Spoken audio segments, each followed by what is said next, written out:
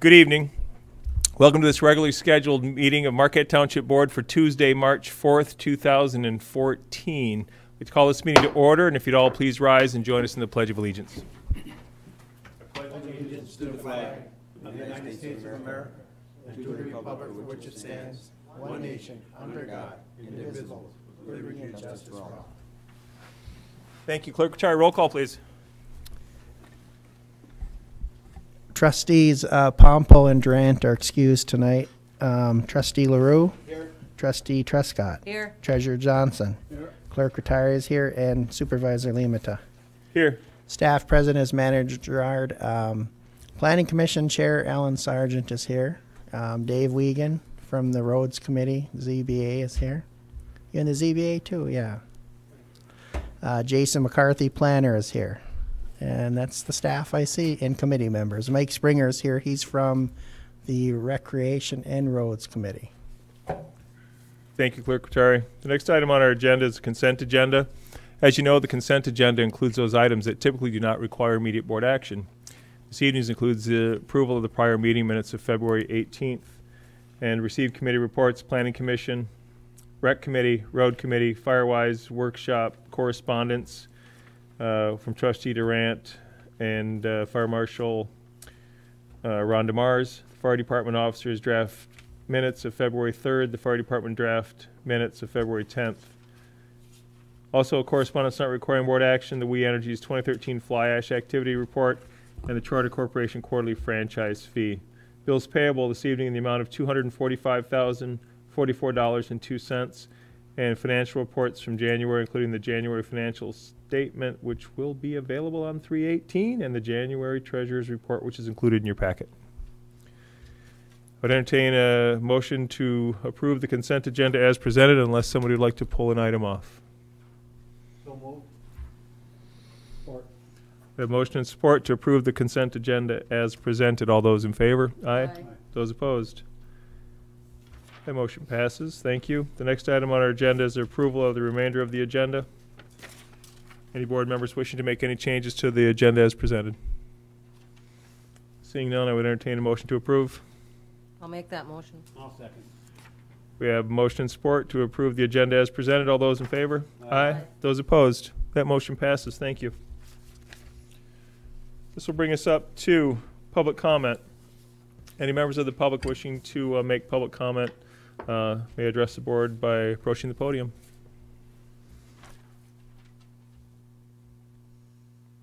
Hi, Ellen Sargent, Erie Avenue, and Planning Commission Chair.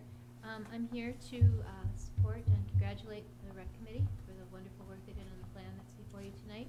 And also to let you know that I'm here to answer any questions you might have. I see you have under New Business B the updates on the proposed zoning changes. So if you need me, I'll be right there.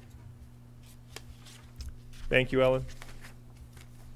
Anyone else wishing to address the board? Seeing none, we will close public comment. Move to board member comment. Those members of the board wishing to comment may do so at this time. Peter? Just let people know that March is National Eye Donation Month. It'd be nice if you consider that. Lighting, the road committee just got done with their meeting and they talk about lighting, and there's some requests for some lighting, but that's going to be put into a policy. Our chairman, Dave Wiggins, has got the number of lights that we have, how many we need, and he's going to present that to the board and move that on. I attended a meeting down in Munising for the Marquette Road Commission. It was about funding. I was there on behalf of Martran. And I just want to let people know, I seen Jim Iwanicki from Marquette County, and he fought. He really fights for every dollar we can get for the Marquette County. So I just want people to know, even though we think that nothing's being done in that, and where does the money come from? What are you doing with the money? But he does. He's down there. He's really fighting very hard for Marquette County to get his money. So thank you, Jim. Thank Helen and Dennis for attending the meeting at the City Commission the other night. They did a great job. Want to thank our Public Works Department. It was Joe and Barry for taking care of his grinder pump the other night. Yes, they called up as later, so he took care of that.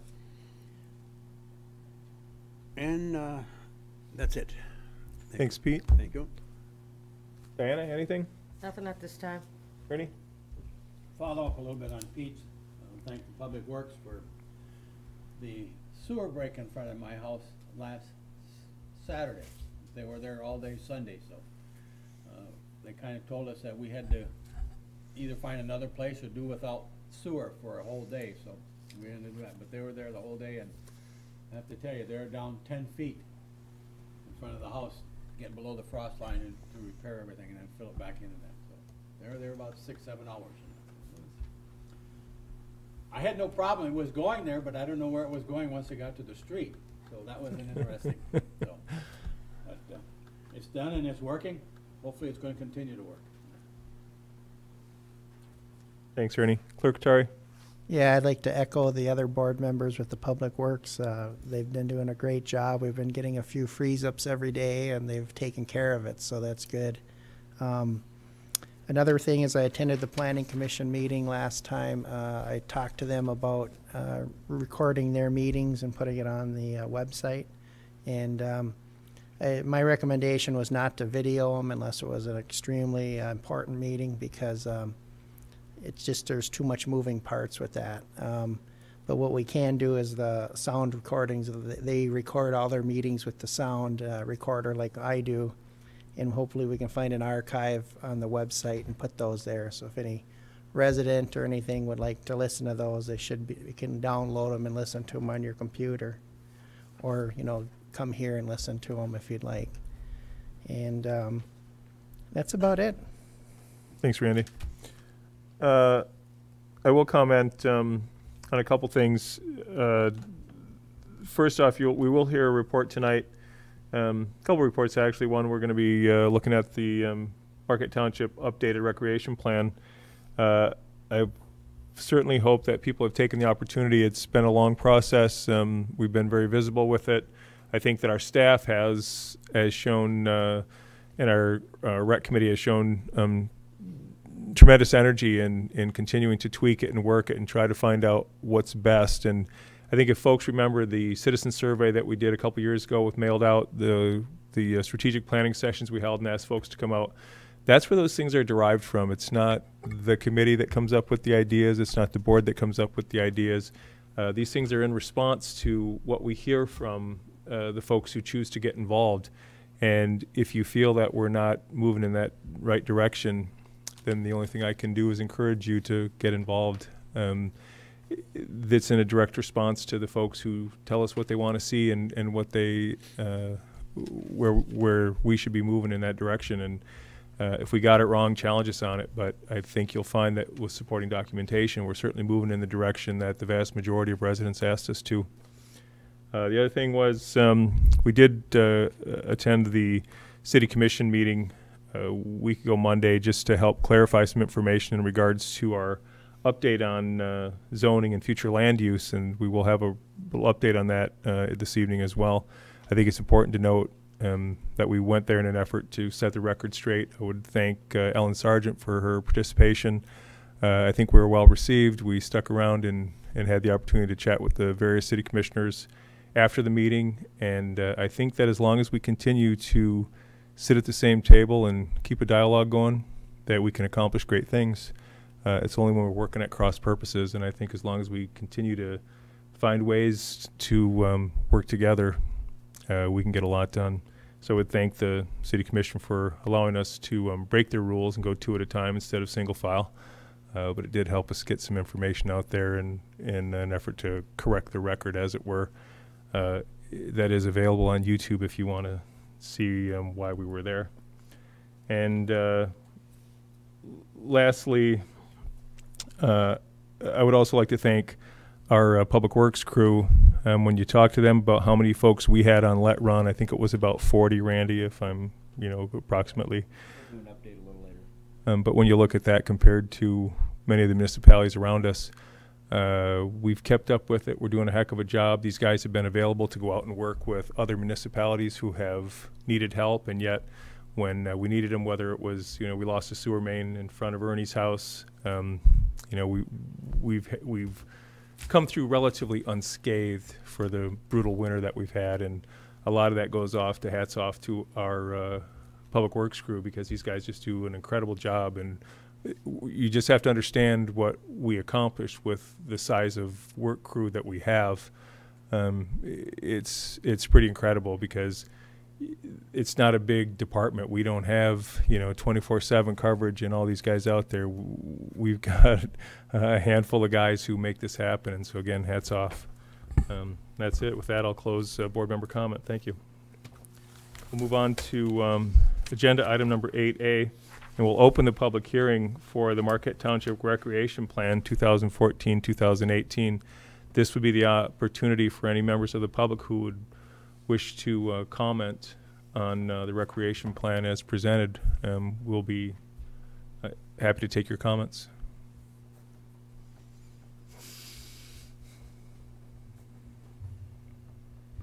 Mike Springer, 206 Eagles Nest Road. Being involved with the planning of this rec plan and contributing to it, and being the chair of the rec committee, I'm very supportive of this plan. I think it's well thought out. It's also condensed from previous plans, and we have a good inventory in there. We worked on goals and objectives that address regional issues, and we looked at surveys before we made our goals and objectives. But I think it's a good plan. Hopefully, if you have any questions or concerns about the plan, that we can hear those tonight. And I know Mr. McCarthy's going to present some information on it. I think between him and Dave Wiegand and myself and Pete LaRue, who are also on the rec committee, I think we should be able to answer your questions. Thank you. Thank you, Mike. Anyone else? Going once, going twice? We'll close the public hearing on the Marquette Township Recreation Plan and move along in the agenda to item number 9A, which is an update from the Ad Hoc Recreation Authority Exploratory Committee. And we're lucky enough to have both of our committee representatives here, and Mr. Mike Springer, as well as planner Jason McCarthy. It's been a long process as they worked on this Ad Hoc Recreation Authority, and there's light at the end of the tunnel. We have the draft report available. I have read it several times, actually, and I will commend you for the work you did. But the reason I asked and put it on the agenda is because I know the draft is out there, and I thought it would be a good opportunity for us to now just kind of update the board as a whole. A little bit about the process, and we're finally here, and we're looking forward to it. Do we have a date for the actual release to the public, and whatever else you want to share with us? And I would defer to either one of you gentlemen who would care to take the podium.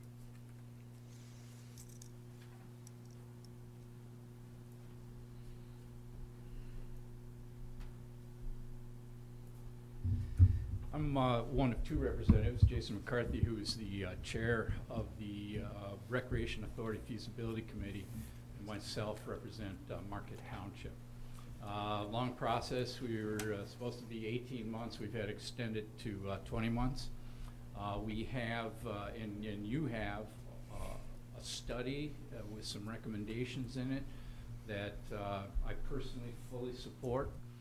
You'd have to ask Mr. McCarthy about his support for that, but it covers a lot. It has inventories in there. We looked at surveys, we looked at rec plans, and we put on our regional thinking caps. We also realized that the Heartwood Forest was a major focus, and we have focused on that. If you look through this plan, you'll see that there's 24 different findings that cover 16 pages. There are 12 different recommendations covered in 6 pages. But what you really want to do is you want to go to page 40. And page 40 starts the recommendations. There are 4 recommendations there. We're fully in support of those recommendations. And then immediately after those 4, you will see an action plan. And just to put it in a nutshell, What this plan is recommending is just actually what Mr. Limata said a few minutes ago, that we need to keep meeting, we need to keep the open dialogue, and we can accomplish a lot that way. So the recommendation in the action plan is to form a multi-jurisdictional, a formal committee that will continue to look at creating a recreation authority. But there's a lot of factors that play into this. In 2016, I believe the Iron Ore Heritage Recreation Authority will have accomplished its goal and be close to the end of its funding. And at that time, that they may consider taking over some of the challenges that are identified in the findings in this report. So it seems to me, at least in my mind, that the recommendation to form another committee, but it would be a formal committee, that we would have minutes, that would be recorded, we'd continue to have dialogue with our municipalities, but to look forward to working with not only the 3 municipalities, which is Chocolate Township, Marquette Township, and the city, but also encourage Sands Township to consider taking a seat on this. We also want to work very closely with the No-Camden Trail Network because of their tremendous accomplishments and their experience with dealing with trails. So I guess basically it's your questions, your concerns that we'd like to hear and address those. I do have a visual presentation that I've put together at some time if you would like to see that at a later date. I'd be glad to do that. Mike, do we have a date yet of when you guys will be prepared as a committee of the whole to present to the public? Good evening. We're going to be meeting with the City Commission as an ad hoc committee on Thursday, and they're going to have some of the similar dialogue that you and I will have, or we will have. And at that time, we'll probably set a meeting for having a joint kind of, I think, hopefully the municipalities all together to kind of present this and the findings and be more specific about our report to you. But just to get the report in your hand, it is out there. Has everybody received it? Everybody should have. Did it go out electronically to everybody, or? We likely sent it electronically, but anyway, it has a cover that looks just like this. Yep. It's a very thorough document and very useful for any future planning endeavor for recreation. It really takes a good snapshot of all the amenities that we have, the issues and opportunities that are out there, and potential ways to overcome them. So it's been a good process, and I think that Mr. Springer and I maintained the direction given by the board with regard to the scope of what we were looking for. We know we didn't want to include all the parks and facilities into this at this time, but we also made mention in the plan to have that availability in the future should we be successful with a smaller recreation authority. So, You know, I found interesting, and it was the 3 municipalities came into it with kind of 3 different concepts of where this was probably going to eventually lead, or 3 different ideas, and maybe most likely direction from their board or commission on where this ultimate work product, what it was going to be. And I like the way that you guys, over a period of 20 months, were able to come together as an ad hoc committee and focus your goals on, you know, what's achievable and what can we, how do we get there. And it was no small task, I understand. First, let me just commend you guys, because I think you did represent the board very well. I think that you brought what we were looking for to the group, and were very successful in delivering that message. Anything that surprised you working with the other municipalities' representatives? Anything that surprised you with the group on the direction that you had it in, or through the process at all? I can't think of any. I know that the city spends a tremendous amount of money on recreation now, Not that I didn't before, but you know, the level and the effort that's needed to maintain the assets that they have is exponential. As far as the township goes, though, I think that we have adequate recreational facilities. The rec plan definitely goes in the direction that we've heard from residents, from our rec committee, from our surveys, from our public meetings that we have had as part of the feasibility study even, that our goals and objectives are reaffirmed by this planning process that was undertaken. So the city, as the fiduciary for this grant and the ones that hire the consultant to produce the document, you know, they have a responsibility to their commission too. So we made sure to incorporate their desires as far as, you know, what a larger rec authority might look like if successful at a smaller scale. And we made sure that they, you know, hopefully the city commission has their questions answered so that everybody can support the document in their own respective ways.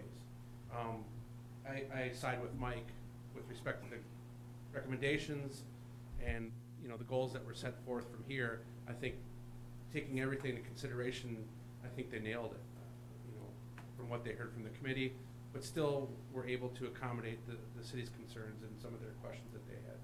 Are you both optimistic in the recommendations being adopted by the municipalities moving forward? Yes. Yeah, if you form the formal committee, then they have the opportunity, it's by statute, it's by resolution, it's only to form a committee, it's not to expend any funds or anything. The board would always have control of that. But what it allows us to do is you can hire another consultant and you can get grant monies to base your, you know, the quote unquote business plan or how this would work. One of the exciting opportunities, I know the Iron Ore Heritage Rec Authority wasn't super excited about it the first time we mentioned it, but perhaps after sharing this plan with them and showing them, you know, how that could expand using the Iron Ore Heritage Trail as the backbone, perhaps giving NTN some street cred and some validity for the things that they've done over the years. It does provide some good context to grow that if the Iron Ore Heritage Rec Authority were willing to discuss that with us. Otherwise, you're going to have potentially a competing millage question if it ever got to an authority, and perhaps, you know, by 2016 we would be ready to make that kind of commitment or throw out that kind of campaign to the folks to see if they would be supportive. It's interesting that Marquette Township is involved.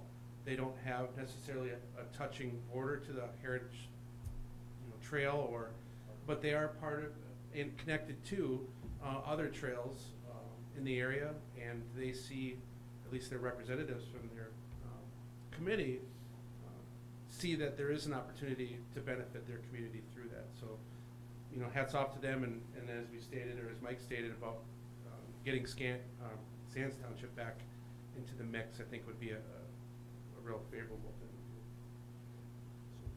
Questions from the board? Pete? I just wanted to capitalize a couple of things that he said. We were very concerned about our effect on the Iron Ore Heritage Trail and that authority. And Don Britton, who is a board member for that, sits as one of our members from Chocolate. So it's important to note that we do not want to do anything that undermines their work. Thanks. I'd just like to congratulate the two, because I had questions about it, the way it started out, because I was at the several meetings to start with, and the city was sort of downloading all their stuff into it, and I knew it was just set up to fail. So since they started this new committee, and I think they've come a long way, and I want to congratulate both the city, Marquette, and Chocolate for working together to accomplish what you have so far. So thank you. Thanks, Pete. Randy? Atari? No Nope. comment. No. Diana? I just want to say it's a good job. Well done. Thanks. Thank you very much. Just in closing, though, hopefully this will be considered a first reading at some point, that the board would move on this so that we can form this multi-jurisdictional or multi-community committee. Thank you. I think it's a good suggestion, Mike. I mean, I really appreciated the work output that came out of this. Like I said, I read it a few times through because I didn't get everything the first time. I think the recommendations are valid. I like the idea that the next step really is we have to form a dedicated committee that's going to be able to move forward. And I think it was a very worthwhile goal, and I'll admit my own skepticism at the onset. It's hard for municipalities to agree on anything, and it's something this large and coming at it from different perspectives, like I mentioned earlier. And I'm very happy with it. I'm looking forward to seeing what the other municipalities have to say. And I'm looking forward to the public meeting where it kind of gets launched out to everybody and try to hear what some of the other folks out in the public, their comments on, what you came together with and how we move forward. And we'll put this on the next agenda for second reading and move through. With that, we'll close that agenda item, and we're going to move to 9B, which is the continued discussion of the manager's 2014 goals and objectives. As you know, we have been working with Manager Gerard on developing what we wanted. We did adopt the goals, and we asked him to come back and show us some of his strategies and tactics for achieving the goals to make sure that those were in line with what the board thought were good strategies. And so we'll just, Randy, any comments that you want to make? Not really comments. I did put together a listing by goal and objective that the board had adopted of what my intended strategies and tactics to accomplish those would be. Obviously, they're I don't want to say superficial, but they're certainly not into great detail. I didn't want to do that at this point. I just give you a concept of what my intention is and how I'm going to go about attacking those issues and get them accomplished and reporting them back to you as we go along. Kind of on the format of policy governance. We talked about that in a number of sessions, and that's the approach that I'm taking here. Basically, is giving you a breakout of what my intention is to see if that matches with what you'd like to see, and if it's something that you could approve. Thanks, Randy. Board member comment, Ernie. Talking about number 2, you're talking about tactics, fee-for-service model. Excuse me. I'll learn how to push the button to talk. Can you explain what you're talking about, fee-for-service model? Well, one of the things that we're looking at, and I don't think it's a surprise to anybody, the feds did it back in the 80s. They did away with revenue sharing, federal revenue sharing, and I suspect that the state eventually will be going down that path as well, if at the very least putting the townships that currently are not under the EVIP program somehow getting it under the EVIP program, where there will no longer be a guaranteed revenue sharing model coming in. So when I'm talking about fee for services is as that comes along, there are, for people who don't remember what the revenue sharing is all about, the state years ago decided that they couldn't afford to perform all the services that people wanted, so they made a deal with local governments. Basically, that deal was to transfer some of those duties and responsibilities to the local government, and in exchange to give them revenue sharing. And revenue sharing was predicated in part upon sales tax revenues. We all know what's happened with sales tax revenues with the internet and everything else. They've been going down. This year the state is forecasting that they're going back up, and they're talking about a slight increase to revenue sharing. But we're still significantly below where we were on revenue sharing when it first came into effect. And it's difficult for communities to continue to provide some of the services that aren't statutory in nature. There's some things we have to do, water, sewer, things such as that.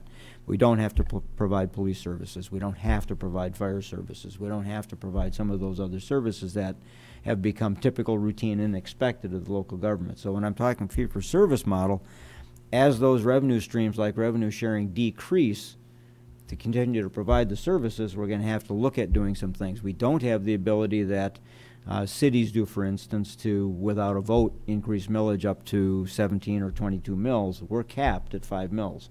So anything beyond that has to be a vote of the public, and that's then capped at 10 mills. So we have limited ability to do millage. Fee-for-service is to identify something like, let's say police services, for example, would be probably one of the easier ones to identify. We may be in a situation where we provide basic police services, but then if there are other things that are specialties, for instance, responses to certain kinds of issues like lockouts, car lockouts and things such as that, that there's a fee that goes along with that to cover the cost of that service.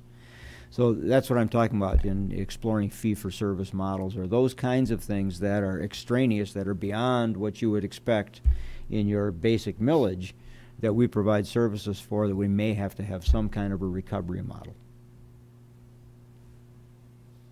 Okay, along, going number 4 on the, actually the update design, engineering, and cost projections for the phase 2 of the township municipal water system and that. Looking at that and then look at the tactics about engaging an engineering firm for estimated cost determinations. I think I'd like, before I'm gonna spend any money, I wanna know exactly what we're gonna be talking about and where the money is gonna come from. Because it isn't too long in the past where this created a major uproar within the township when we started talking about the second municipal thing. So if, before we move down that path, we need to get all the information to the board as to just exactly what we're talking about, how it's gonna get paid for, right from the get-go. Otherwise, I know there are people in the township that are just sitting back. If this happens again, they're gonna create some other questions, and I don't wanna go through that again. I went through it once, and that's enough, and that. That's true, and basically what I am talking about here is just that, and that is getting that preliminary information back to you, in dealing with the outside counsel, consulting firm obviously is Stantec. Stantec is the engineers that we've been working with, and what the initial stage would be to take the plan that we had back in 2007 and have them do an update on that plan in terms of what the cost would be. And what I'm talking about is, at that time, there were certain prices for some of the materials, like, steel pipe was so much, a linear foot and things. I want to get those things updated so we have a better figure now in terms of what the labor cost might be, what the material cost might be, whether it's still the same, more, less, whatever, of what we were planning, and bring that back to the board for your consideration. And I'm talking about minimal expense at this stage. I'm talking about an order of magnitude type look. I don't want them to go in and measure every little thing. I want them to give us a basic industry average, what's happened since 2007. Is labor generally up? How much percent? What are the materials possibly up, down, whatever? To bring that back to you to have that discussion. One of the things that everybody needs to keep in mind is the current water rates are predicated on a discounted rate from the city that results from the lawsuit that we had. That's going to expire here in the not very distant future, so that will in and of itself result in a significant increase in the water rates. That's going to go away here not too far. And when we're talking about possibly expanding our own water system, we're talking 4, 5, 6 years downstream. Even if we were to start it today, by the time we go through the permitting process, the redesign process, get the funding in place, get it moving basically, and then complete it, it's going to be a fair amount of time, and we're then bumping up against that time frame with the city. So that's what I'm looking at now, is looking at what our options might be at that point, so we don't find ourselves in that situation of overnight having the rates go up that we really have no control over. And it's primarily for the Trowbridge district that we get the water from the city for. But I think the biggest thing is where the dollars are going to come from. Yeah. To pay for it. And obviously, what we would be looking at there at this point is we do have a development that's out there that's part of this whole mix as well. So we'll have some partners at least for that part of it. But we would be looking to the state for SRF funding, the revolving loan fund funding, like we did the first time, low interest, long term, over a 20-year period, to try and offset those costs, as well as potentially bringing neighboring communities that are suffering. I won't say they're suffering failures, but certainly they would like to have more water than they currently have available that might come into the process as well for a connection. Spread it over a larger number of people. Well, it's just that I go back in time. I know what went through, and I Oh, wanna make absolutely. sure that we don't get into that mix again. And that. Oh yeah, it was not an enjoyable period of time for anybody, I don't think, that was on the board or in the public. And there was a lot of misunderstanding. There was a lot of misconstrued and misinformation going on. So this needs to be very well laid out and very clearly understand and communicated. If the board decides to go in that direction, and that decision has not been made. Okay, Ernie? That's my question. Diana, anything on your review of Manager Gerard's goals and objectives and the strategies and tactics that he's provided? Nope. Okay. Secretary, anything?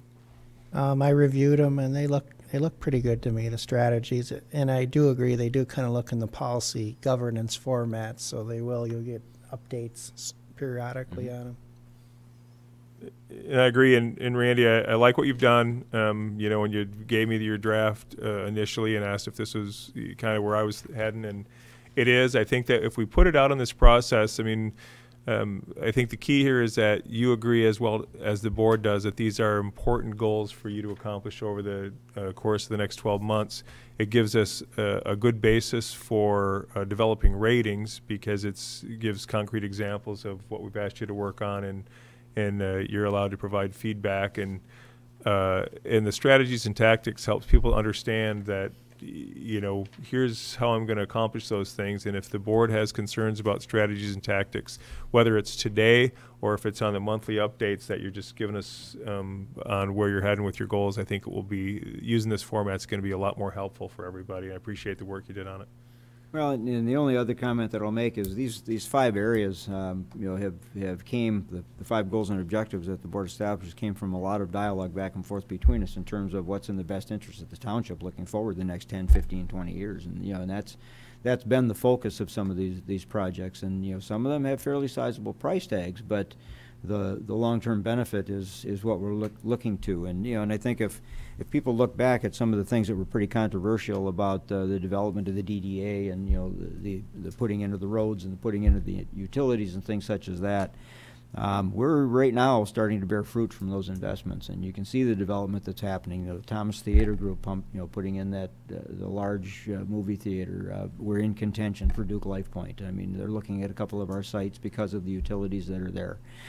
You know, those are the kinds of things that we're trying to build towards the future for, to be basically shovel ready is the term of art that everybody is using now.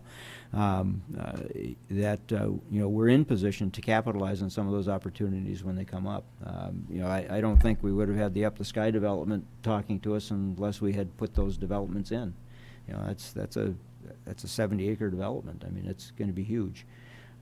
So, you know, that's what these are geared toward are those things that we're reasonably expecting to occur within the next 10 to 20 years in the township, and to put us in position to be ready for those things when they happen.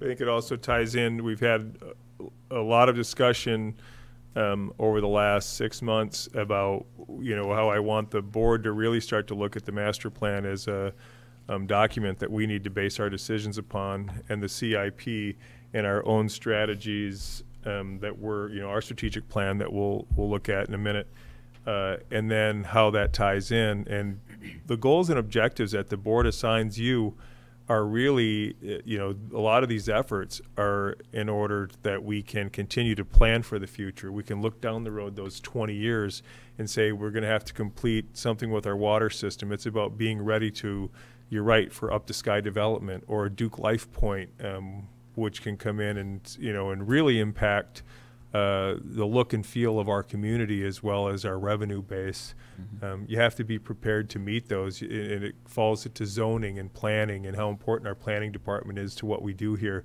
And these really tie, you know, what we're asking you to do here helps us make informed decisions, and that's why the whole thing just comes full circle. You know, we count on our planning department to really do so much work and help us with those, with the future land use. And if we all agree that that is what we expect that land use to be, then does our master plan meet with it? And then therefore, what's our CRP? What have we put in? What have our department heads working on based upon that master plan? Mm-hmm. And it still comes down right to your shoulders, because, you know, as township manager, you're the day-to-day guy who really has to be able to provide that information, not only for department heads, but especially for this board to be able to make informed decisions. So again, I appreciate what you put in there. And this really isn't any different than what the Planning Commission is doing with their land use and their zoning. I mean, they're looking forward. You know, what happens if large tracts of land come on the marketplace? How do we control what's happening and what happens on those pieces of property? How do we preserve and protect the scenic resources and the recreational avenues that we have? This is simply the operational side of that same picture, you know, in terms of being prepared, being ready. Pete, you have a comment? The opportunity of working on the roads, and I looked at an aerial map of Marquette County, you know, especially our township, the city, and just look at it. Where is the growth going to be? The city is running out of land. We have the land, we have the possibilities up here, but we have to make sure that we have the water and sewer to attract these and keep them here. And also, Randy's comment on about the information. I was caught up with the misinformation on the last time, and I didn't get the true facts, and you know, that's in the past, but it's so important that the people get the right answers from us, and we go united and out pushing what we agree upon. The planning is looking at some real good things, and they do a great job. You know, I've attended several meetings of the Planning Commission. It's surprising how much they are working on, you know, get it done in 1 year. I forget how many items they did get off their list, but it's good. But I like Randy's layout here. A little kick in there for policy governance. I think down the road we're going to have to adopt that, because what he has here and his projects, and then if we have a tracking for it, it'd be so much easier for us. So much easier for him and us to get it done. So that's it. Thank you. Thanks, Pete. So thanks, Randy. If there's nothing else, clearly the board, Clerk Rattari? Yeah, on the cover memo of the 2014 goals and objectives, Manager Gerard did ask for, it was late, and I do agree it was late when we did get those goals to him.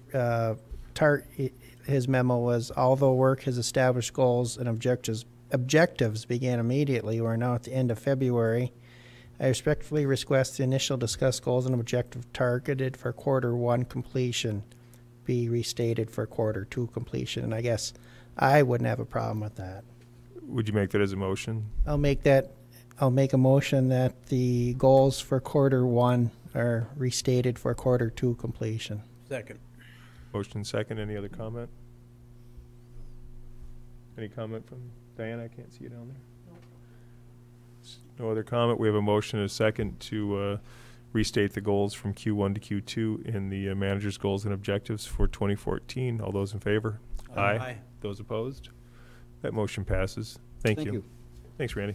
The only other comment that I would make is with regard to the recreation plan, to have a second reading at the next meeting, you need to have an action for a first reading at this meeting. So you may want to do a motion on that. On the ad hoc rec authority one, you mean? Yes. Okay. To consider that as a first reading tonight, or put the first reading next Correct. week? You want a motion to consider it as first reading It'd be the tonight? first reading tonight if you want to act on it at the next meeting under a second reading. Are we under that kind of time constraints? I will ask the planner. I mean, would it be better for us to give it more?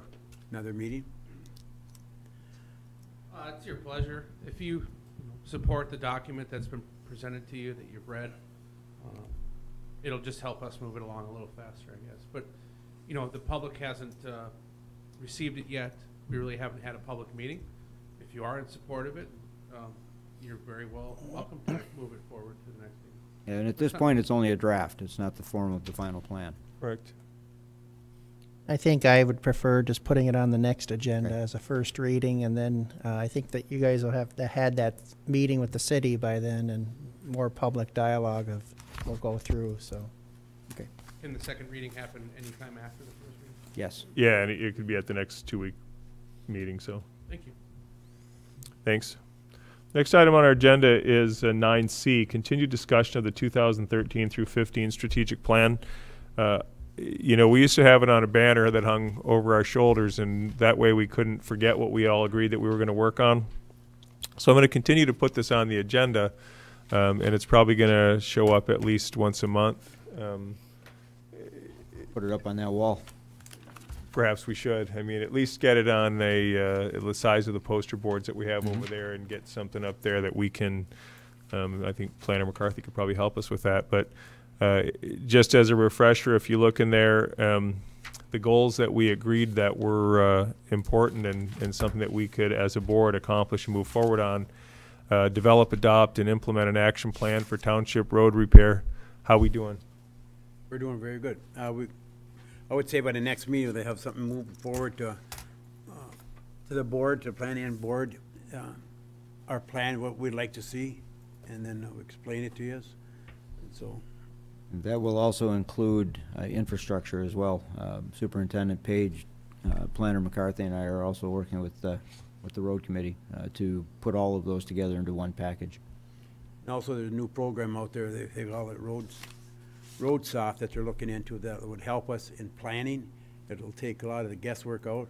It's a computer program, and it's out there now, it's available, and so I believe our manager Gerard and our chairman Wiegans, they're going to have a meeting with the Marquette County Board and discuss that with. So that would be very helpful to our cost, explain what has to be done, when it has to be done, and it all results from the meeting that Manager Gerard was there, I was there, Dave was there, Mike Springer was there. That was it. And that was it. And it was very interesting and just unbelievable what we really can do with our computers and in the software. So we look forward to getting that done. Thank you.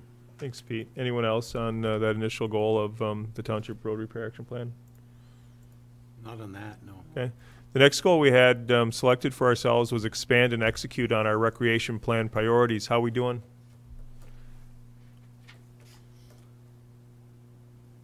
We're moving in that direction. We've got a lot of information in front of us already, so We have a draft plan. We're preparing to adopt our recreation plan moving forward. The rec committee's been hard at work with what they're doing. I think the board will have some decisions to make on what money we're spending this year, and I know Randy's been busy planning it. Like I said, when we put this, we had it hanging over our shoulder, it was very obvious whether we were working on it or not. We had our strategies and tactics below it. We gave ourselves a gold star when we were executing it. And I just want to make sure that we're all on the same page, that these are the goals we selected. Are they still important? And are we getting our job done? We told people we would. Are we doing it? Pete?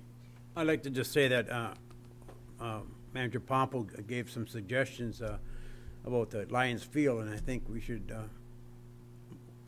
we talked about it, you and him and I came into the conversation, but this plan that we have out there now, it's been over a year planning this thing. And I think we should go with the plan that we have and make some minor adjustments, but I think we should go exactly what we talked about, the rinks and everything else, and there might be another area that we could put bigger ones, but I don't know if we need a full stage hockey rink for skating and hockey. The area is small, and we're gonna, you're gonna jeopardize something for something else.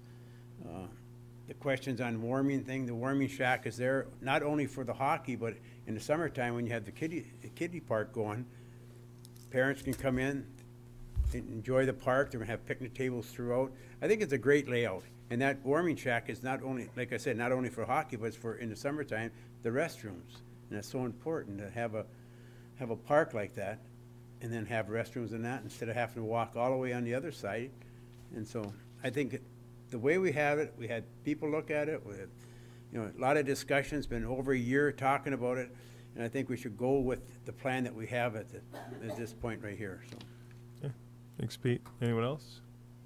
I think just on the recreation plan, going through and reading it, it was a preliminary plan. Actually, it's never been sent to the board for the final one at this point in time. That's why it's on the agenda for tonight. So this is going to be the final one? Well, it's a, go ahead, Jason. We're kind of jumping ahead in the agenda because it is the next item on our agenda, but I'm ready. I want to kind of get through the strategic plan done, but go ahead and make comments on the rec plan just so that we understand where we're at in that process. Well, the rec plan is really designed to allow us to be eligible for grant funding from the Michigan Department of Natural Resources Trust Fund grant. Every expenditure that would ever happen comes through the board. This is a roadmap for the rec committee, for the community, for planning staff to move forward. These conceptual plans are just that, they're conceptual. But we are applying for grant money for certain aspects of those parks, but those are things that are less contentious, like the kiddie park playground equipment. We want to revise that, we want to update it. They make new stuff now for 2 to 5-year-olds that can play on the same apparatus as a 5 to 7-year-old. The size of the hockey rink, and I did print off Trustees Pompo's questions and prepared to answer those. The capital improvements that are laid out in the 5 years, 2014 to 2018, which carries us for this 5-year rec plan, any of those projects can be accomplished in any of the 5 years with grant money. And that's the reason why some things are a little bit out of order, you would think. But we've also created some partnerships where we think we can get the slab for the ice rink laid with a significant donation from a local business. We have applied for grant funding from the Cliffs Lundeen Marquette County Community Grant Fund for brick and mortar projects at both Lions Field, the warming shack, and the Schwimwood Park restroom changing area. So the reason why some of the projects that are in different orders is because, first of all, the MNRTF is granting trails and trailhead development as their top priority this year. So that's a big reason why Schwimwood Park, trailhead, the connectivity from the parking lot to the railroad grade is at the top of our list, as well as the kiddie park, because the passport grant, which we applied for, or will be applying for, covers small neighborhood parks. Lions Field's a great asset to the community. I've been telling everybody, and I have always thought that. But here, you have all these complexes that people drive out to, and we have this gem of a park right in the center of where 56% of our population lives. So that's very exciting, and it's very exciting to work and conceptualize new plans to expand the uses and make it as fun for everybody as you can. So another exciting component is that you have 2 master plans for parks sitting in front of you. A lot of communities don't even do that. They'll just piecemeal something together, but we have 2 great conceptual plans for 2 of our gem parks, or really our only 2 parks. And so this is very exciting too, to have such professional documents done and to be able to share them with everybody and have them say, yeah, that's a great plan, or the minor things about the size of the rink or where the warming shack's going to sit, or is a half-court basketball, that can all be amended through the planning process. But right now, these documents are needed to apply for grant money and to get the thoughts in people's minds about where to go next. Thanks. I'm going to bring you back up in a minute when we jump back over there. The other goal, or the next goal that we have set out for ourselves, and it was a carryover from the last one, community enhancement, sense of place. And, sense of place we've been talking about for 5 years, right? How are we doing? Have we started to develop a sense of place here in Marquette Township? Are we better off than we were 5 years ago? Is it an important goal for us to have in front of us for the next 2 or 3 years? I'm looking for board input here. Ernie? I'll bring up this comment that I gave a few meetings ago about going out to our residents and asking them, where do you think the township should be in 5, 10, 15 years? Knowing full well we've done our survey, roads are there, we're looking at plowing, everything else, but looking further out, where do you think you want to see the township go or do over and above what we've done in that? And to me, it gives us a little more input as to the direction we should go further down the road in that. We know roads are a big problem right now, so that's number 1 on that. We're working on recreation, but there may be some things out there that we're not even aware of, and they may look at down the road that maybe we should be looking in this direction too, or something like this here. We're 7 people here and staff, but when you put it out to the whole community, you never know what you're going to get back. Some of it can good, some of it not good, but at least you get some input in that too. So maybe something on sending out on we send the water bills to everybody, because that hits everybody, and trying to put together a little letter of some type and asking for their input. The more we get them involved, the better off we are setting up here too. So that's my comments. Sure, I agree. If I may, we are doing that. Basically, what we're doing is we're using the solid waste garbage, however you want to refer to it. We're using that listing because that does hit everybody. We're using that, and we're utilizing the monthly bills on the back of the bill to put those kinds of questions. In fact, we've got one scheduled for the next one that goes out, basically asking just that. Heading towards the spring, what are the kinds of things that you're looking for the township to have available for you, coming in the spring. Now, you mentioned snow plowing. We did not pursue having our own staff do the snow plowing this year because the road commission assigned a specific driver to the township, and the responses that we were getting from the residents was they were very pleased with the service that that the road commission was providing this year. So we didn't bite that off. We didn't pull one of our. And it's a good thing we didn't because of the freeze hit. So we had our guys going almost continuously, and I'll give you in my part of my manager's report an update on where we are with that. But the other thing from a sense of community is this building has had a tremendous impact. It's being used regularly. At least 2 of the board members have had functions here already, and I think a third one is about to have one. We had our community events committee chair had an event here over the weekend. The public is starting to use the building, so we've had a number of meetings scheduled here in the conference, the community room. And we do have folks from out of the area that are talking with us and interested in providing regional type training sessions utilizing the facilities here. The DNR's used it. Fish and Wildlife has used it, so it's performing its function basically that we anticipated. So it's helping. Pete? About our recreation plan. First, I'll just tell Randy that I think the road commission did a good job this year because I know that driver between 1 and 1:30, I see him go by. So, but to get back to the recreation, on the way to the meetings tonight, I stopped at a couple of residents and asked them, because I know we're going to discuss the Lions Field and recreation plan and stuff like that. And they're very pleased. The person I talked to, he's very pleased with the ballpark, the way it is. He asked about Erie Street, when's that going to be closed? And I explained what Randy explained to me, that's in circuit, and maybe by spring something will happen on that. But they like the way that we're planning ahead, kicking and shoving different things back and forth, discussing it, and they like the way the Lions Field is and our plans for it. So, you can make modifications, like Jason said, you can go adjust it here and there, but overall, they're very happy with what's going on over there. So, good. Anyone else on the sense of place, community enhancement? We doing all right? Next one we had was enhance the safety of the township. Have we done that? Is that still a worthwhile goal? Should we be still continuing to consider that? Throwing it out there, Ernie. I'll keep throwing them out. Yep, Someone's that's gonna throw good. them back at me one of these times. But I think we're moving in that direction. We're concerned with the safety of our residents and that, and how we're going to provide safety and police patrols for them. And so we're always looking at that, and it comes down to one thing: the cost. How do we provide them and at a reasonable cost in that? I think that's number one in that. So it's a direction that we're moving in, and to be honest with you, as a board member, I don't know where we're going to end up. We're going to be talking about it, trying to figure it out and that, and looking at how it's going to affect us with the additional possible development in the township, and what are we going to have to do to address that in the long run. So we don't know. But it's not in the back burner. It's always up front as to what we're going to have to do. I would say we've got a variety of tactics in place right now for enhancing the safety of the township. If it might be just the regional planning that we're attempting to do with truck routing.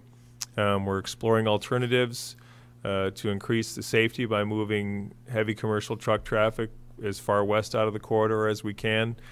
Police services, like Ernie mentioned. We have a big push right now for our fire department training, our officer training. All of those things are working towards that goal, and those are some of the strategies and tactics that that we've employed as a township to enhance the safety of the township. Pete? And that is on our police protection that Ernie brought up. I was at a mall out of town in Wisconsin, and I was talking to the mall. There's an officer there, so I stopped and talked to him and just asked. We had a problem with fraud.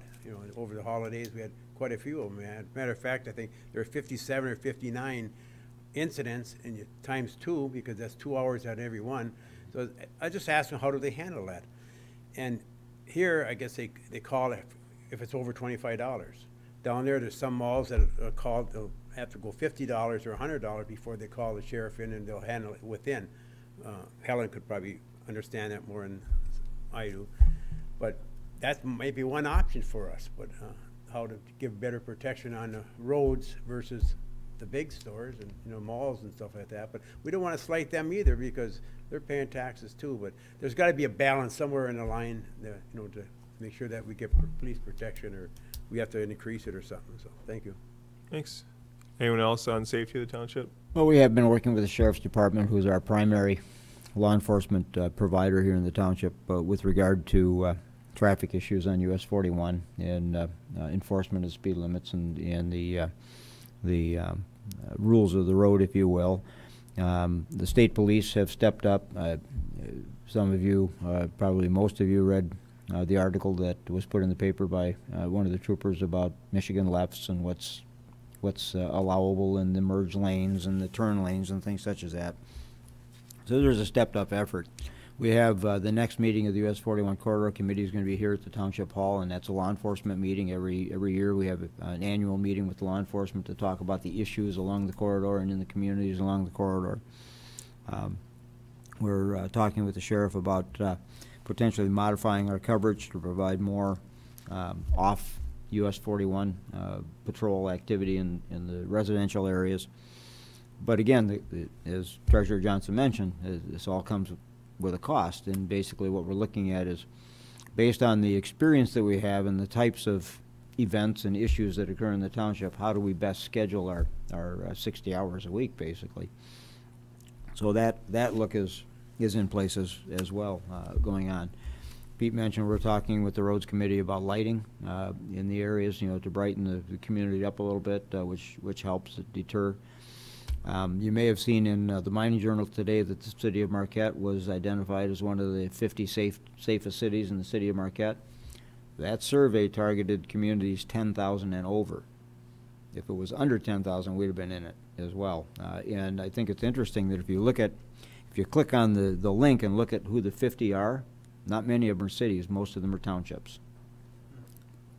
It's just kind of an interesting comparison, I thought. Thanks, Randy. The last one, last but certainly not least, the goal that we selected for ourselves is maintain fiscal health. Maintain fiscal health. How are we doing? Paying the bills, right? I thought you start physical. I was going to say, oh my God. Physical starts next month, Pete. Yep, and at Tuesday. Yeah. Get it out of your system tonight. Yeah. Tomorrow morning we're taking all the money from the reserve accounts and buying lottery tickets. So we'll be in good shape.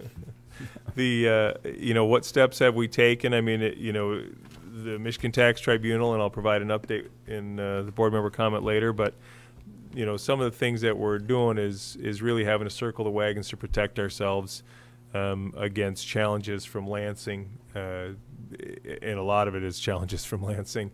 But it's one of the things that we have to do, and also underneath there is our planning. It's using our master plan and our CIP to maintain our fiscal health by appropriate planning. Ernie says, where's the money coming from? And, part of this is, as we talk about, what are we going to do about our infrastructure for our water and sewer systems? How are we going to expand those? How can we have ourselves poised to be able to attract a Duke Life Point potentially, or an up-the-sky development? Are we doing appropriate planning so that we don't find ourselves like so many municipalities across the country who say, man, our infrastructure is rotted, it's aged, and we don't know what to do. People are going to have to come up with big dollars to fix it. And I mean, that's, I think, why we chose this goal for ourselves, is that we recognize as a board that we never want to be there, and that with appropriate planning, we can continue to expand and offer the types of expansion of our system to meet the needs that we have for growth. But I think a lot more comes in there when you first see the goal, maintain fiscal health. You're like, okay, we just watch the budget, we watch what we spend. It's not as easy as all that. It's being under attack from Lansing. It's appropriate planning. It's understanding what your master plan does for you, what your CIP does for you.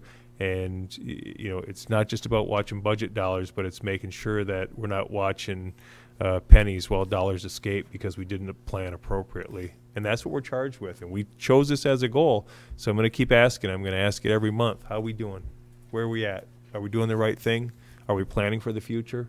That's a big part of it. Yeah, and one of our focuses, from a fiscal standpoint, I get questions periodically about why do we buy land and why do we do some of those things. Those are actually investments, and on some of the properties that we've purchased, we purchased for a very specific reason. As a for instance, got a lot of questions when we bought the piece of property on Brookton Road, which is now the corner of Commerce in Brookton. And that's the reason we bought it. It came on the market. We were in position. It was negotiated a good price on it, and acquired that, and then donated that right-of-way to the road commission to put the connection in, which, when it was built, it was referenced to numerous times in letters to the editor or in articles actually in the newspaper about the road to nowhere. Well, it's not the road to nowhere anymore. That's a very widely and heavily used intersection. It's a main access point to this part of the township. It's really the only signalized intersection right here in the main corridor. Being in position, as Supervisor Lehman mentioned, to attract things like the Thomas Theater Group. It's not just that that's there. The influx of people that's going to bring into this part of the community to shop at the mall, to stop at the gas station on the way in, those kinds of things, is a significant financial impact to the township and to the businesses that are here. It's another attraction for business to locate there. So those are the kinds of things that are significant. The other thing that we're diligently working on is paying down our debt. We do have some debt. We have debt from the new buildings that were built, this building and the new fire hall, the public works facility that's being renovated at the old fire hall site. We're diligently looking at the budget and analyzing costs and analyzing proposed expenditures in terms of how can we maximize, let me rephrase that, how can we minimize the expenditure to maximize what we have available at the end of the year to put right on that principal of that loan, so we don't end up paying interest on it. And we do in fact pay these off within 5 to 7 years, which is our target. So that's all at the same time that we're doing things like budgeting for what the Recreation Committee wants to do in Lions Field and these plans here. We're budgeting for that. We're putting money aside for those things. We were able to do Kitty Park this year because for the last 3 years we've put money aside to fund that. Same thing with some of the renovations on Lions Field itself, the ball field, the ice rink. We've put that money away incrementally over the last few years, and this year we have it ready to spend. So that's how we're addressing some of these things, looking forward to the future. What is it that we want to do? How do we get there? And we've been doing that for the last 3 to 5 years and putting some of those funds away. Ernie, comments? Why you look at me? I haven't had money. Why you look at Well, me, right? you said you're going to keep throwing them out until we stopped you. I thought maybe. I think when you talk about fiscal health, following up on the manager and everything else, but also when you look at what's coming into the township, they look at what we're Absolutely. doing here. What's our fiscal health? How are we handling it?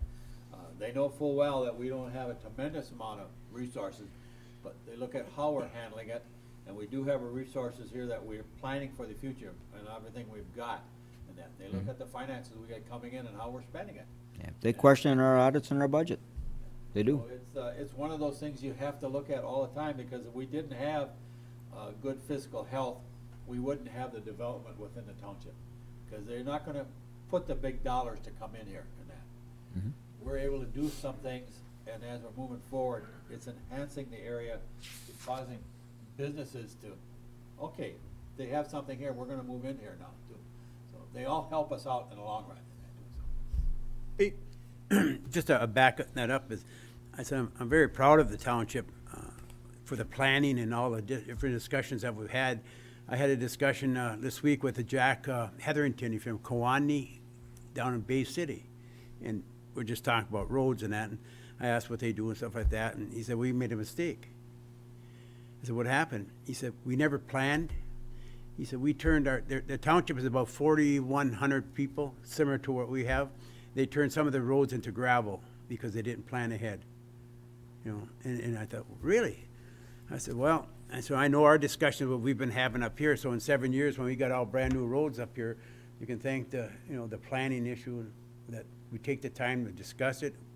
We don't always agree, but we sure do plan for it and try to find the money for it. And I don't want to see our roads go back to gravel. So just think of that when you're doing things. Okay, is it worth it? Isn't it worth it? What's the long-range plan? Who are we going to attract? And stuff like that. And so that's so important that our planning commission does a great job in it, and they really discuss it. The rec and the roads, they're doing some great stuff in there, and the road's got a healthy plan ahead of them. So pay attention. Great. Thanks, Pete. Anyone else? Diana? Okay. If there's nothing else, we will close the discussion. But like I said, we're going to continue to see this monthly. And this one took a little longer because, we haven't revisited it in a while. And I'm going to keep asking the same questions. How are we doing? What are we doing? Are we getting it right? Should we change our tactics if we're not getting it right? And I think it's important if we put it out there that this is what we're all about, then let's do some follow through, and I would ask that residents hold us accountable. These are the 5 goals that this board said were important for this community and that we needed to accomplish these to get our jobs done. Well, how are we doing? Make sure we're earning our money. Next item on our agenda is 10A. Consider the adoption of the Marquette Township Recreation Plan for 2014 through 2018. Planner McCarthy.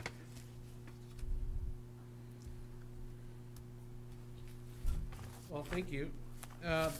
Before you, we've discussed it a little bit tonight, you have the new version of the rec plan. This was the old version, remember that? And that covered us up through 2013. This plan was also worked on by the Recreation Committee, but produced by the county. Apparently at that time you had contracted that service out.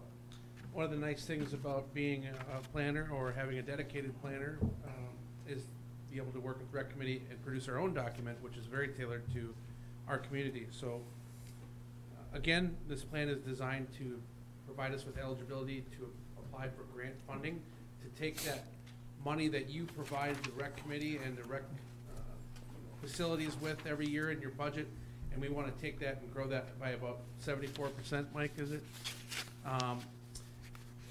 One of the, I guess, key components of the plan this year, or for this plan, is to focus on the 2 jewel parks that we have, the Schwimwood Park, and now Schwimwood Park / Iron Ore Heritage Trailhead, and Lions Field.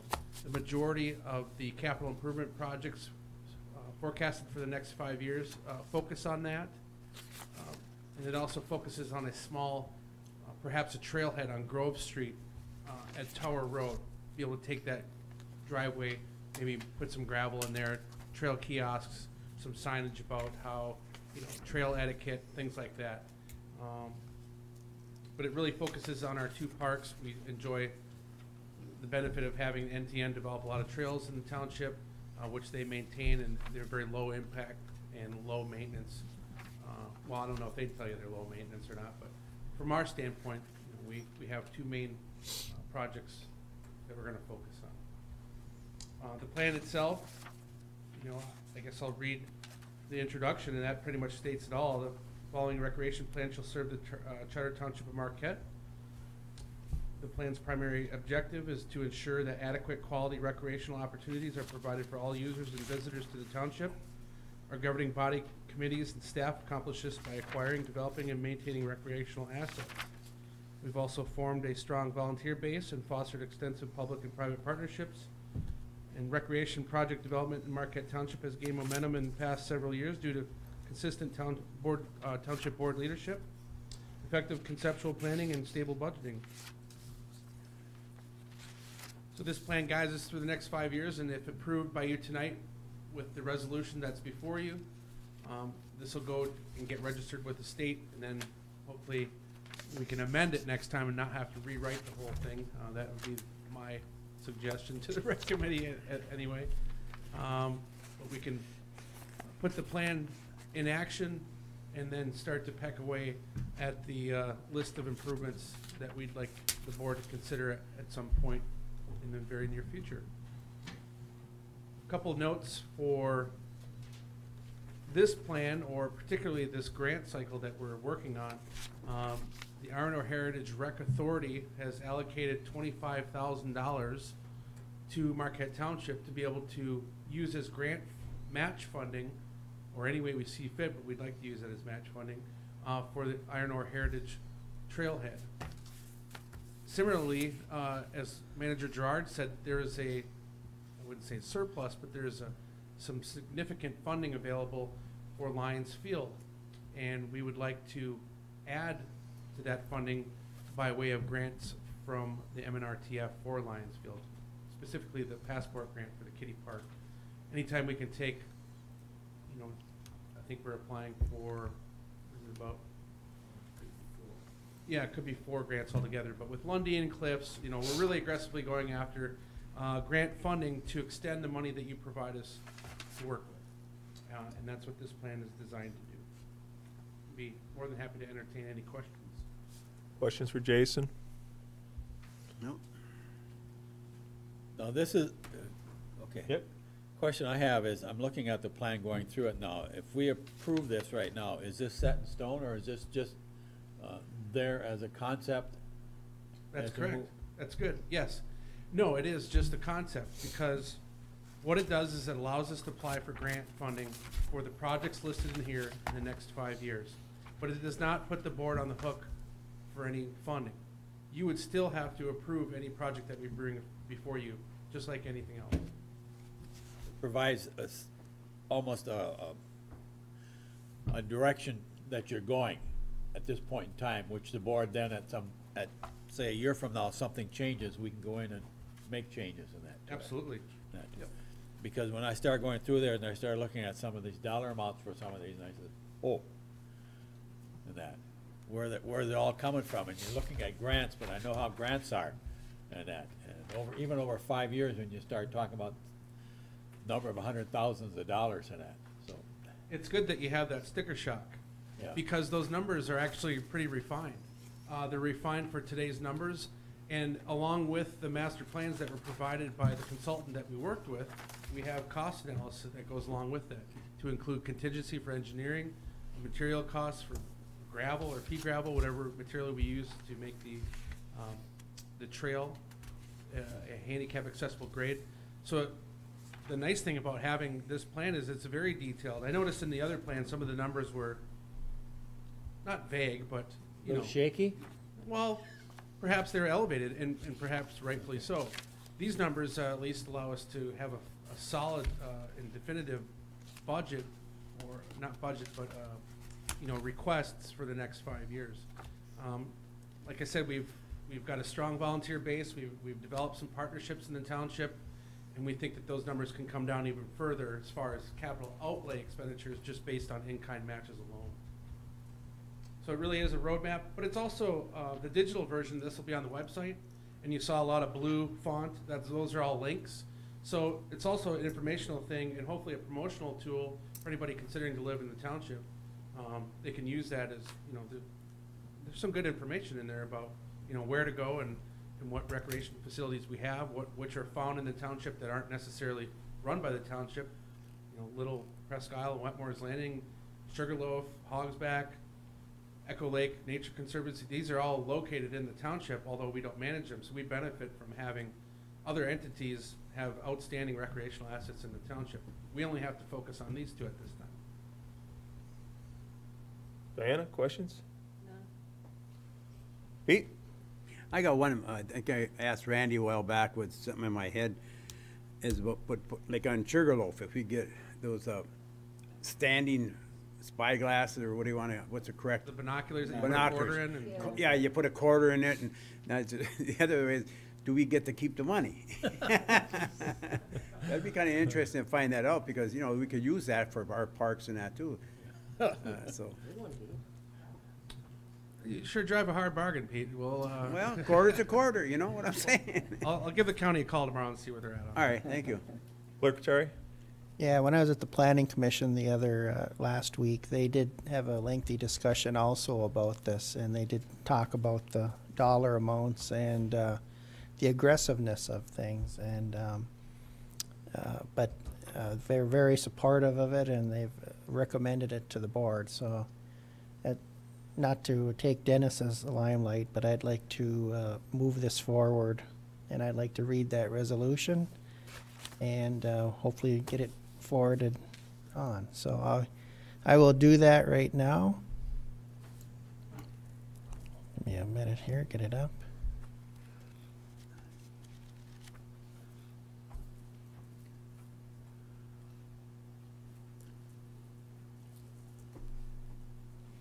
Okay, almost there. Okay, Marquette Township Recreation Plan 2014 to 2018. Whereas the Charter Township of Marquette has undertaken a planning process to determine the recreation and natural resource conservation needs and desires of its residents during a 5-year period covering the years 2014 through 2018. And whereas the Charter Township of Marquette has and will continue to collaborate with other municipalities, nonprofit organizations, and local service groups. And whereas the Charter Township of Marquette began the process of developing a community recreation and natural resource conservation plan in accordance with the most recent guidelines developed by the Department of Natural Resources and made available to the local communities. And whereas the residents of the Charter Township of Marquette were provided with a well-advertised opportunity during the development of the draft plan to express opinions, ask questions, and discuss all aspects of the recreation and natural resource conservation plan. And whereas the public was given a well-advertised opportunity and reasonable accommodations to review the draft plan for a period of at least 2 weeks. And whereas the final public comment session was held on March 4th, 2014, to provide an opportunity for all residents of the planning area to express opinions, ask questions, and discuss all aspects of the recreational and natural resource conservation plan. And whereas the Charter Township of Marquette has developed a plan as a guideline for improving recreation and enhancing natural resource conservation for the Charter Township of Marquette and all other residents of the planning area. And whereas after the public meeting, the Charter Township Marquette voted to adopt said recreation and natural resource conservation plan. Now therefore it be resolved, the Charter Township of Marquette hereby adopts the Marquette Township Recreation Plan 2014 to 2018. And I'll make the motion to approve this resolution. I'll second it. We have motion and support. Any other comments, Randy or Pete? The only comment I'll bring up again is that it's not really set in concrete. It's there as a document to move forward, and it can be modified, changed as we see fit, and that as things come up. Yes, sir. It's not an authorization to spend money, it's a authorization to approve a plan. To apply for grants, basically. Yep. But it's a very useful tool. Very useful tool. Diana, any comment? The one thing I'll tell you about that you learn in politics is that when you get it right, it's usually pretty quiet.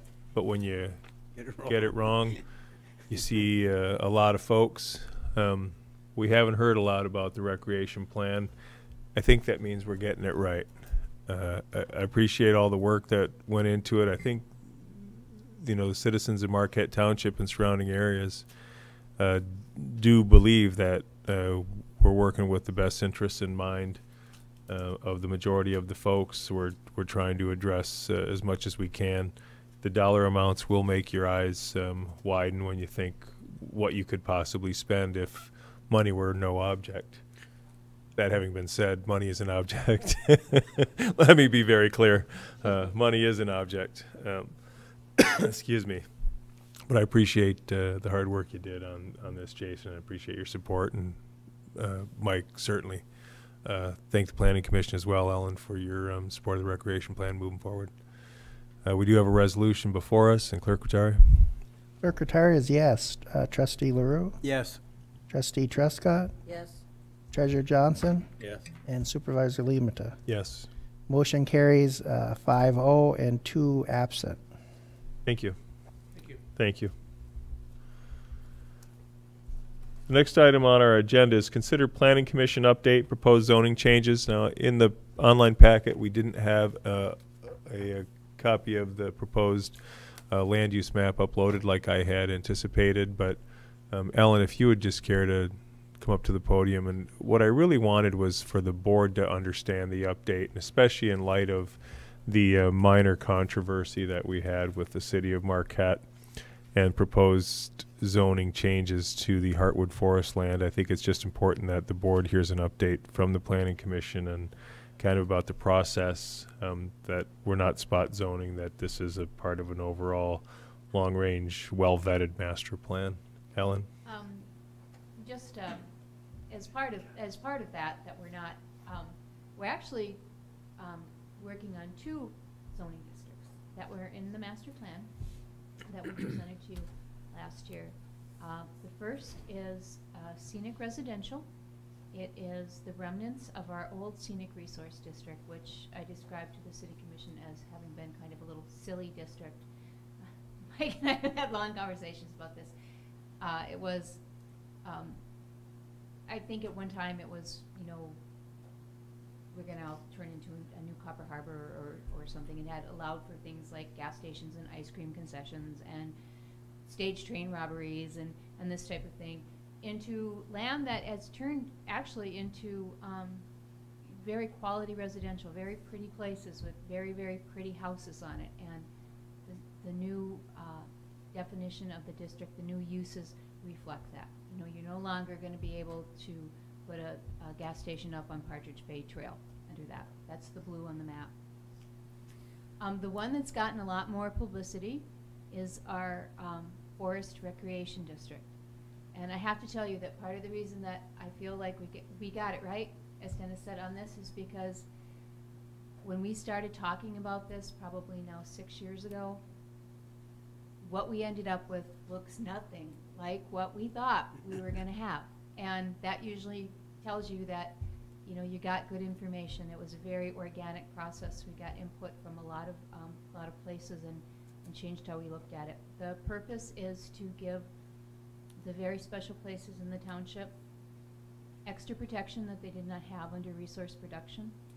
Everything on there is, for the most part, being used now currently for recreation purposes. Most of the vast majority of it is government owned. And one of the groups that we got a really good input from was the Department of Natural Resources. And part of what we're concerned about is that the public has access to this land as long as it's owned by the public, or if it's in commercial forest where certain uses are allowed. But, you know, the times are changing. I mentioned this to Dennis. We told the DNR that we were concerned with some of the things we hear coming out of Lansing about the DNR having to divest property, and nobody jumped up and said, oh, don't worry about that, that's not going to happen. You know, you don't know what's going to happen, so we wanted to protect it. The Heartwood is included in that. Again, it is an area that's used primarily for recreation, and it is owned by a governmental entity, so that's why it's in there. We have uses, I don't know, did you get the new nomograph in your packet, which shows the uses that are allowed? No. A lot of it, this has come up, a lot of the uses that are allowed are not permitted by right, they're special use. And the reason for that is, as you look at the map, these areas vary so much. I mean, Sugarloaf is not the same as the Elliott Donnelly track, or Echo Lake is not the same as, you know, the bike trails in the Heartwood. So a use that's perfectly appropriate for one area may not be for another, and that's why there's special use. And all that means is, you know, they have to come in and say what the plan is. This follows the special places map that were part of our master plan. And I'm feeling good about this. Hopefully we've changed it a lot based on excellent input from the city. We had gotten so protective of this land that I realize now we were bubble wrapping it.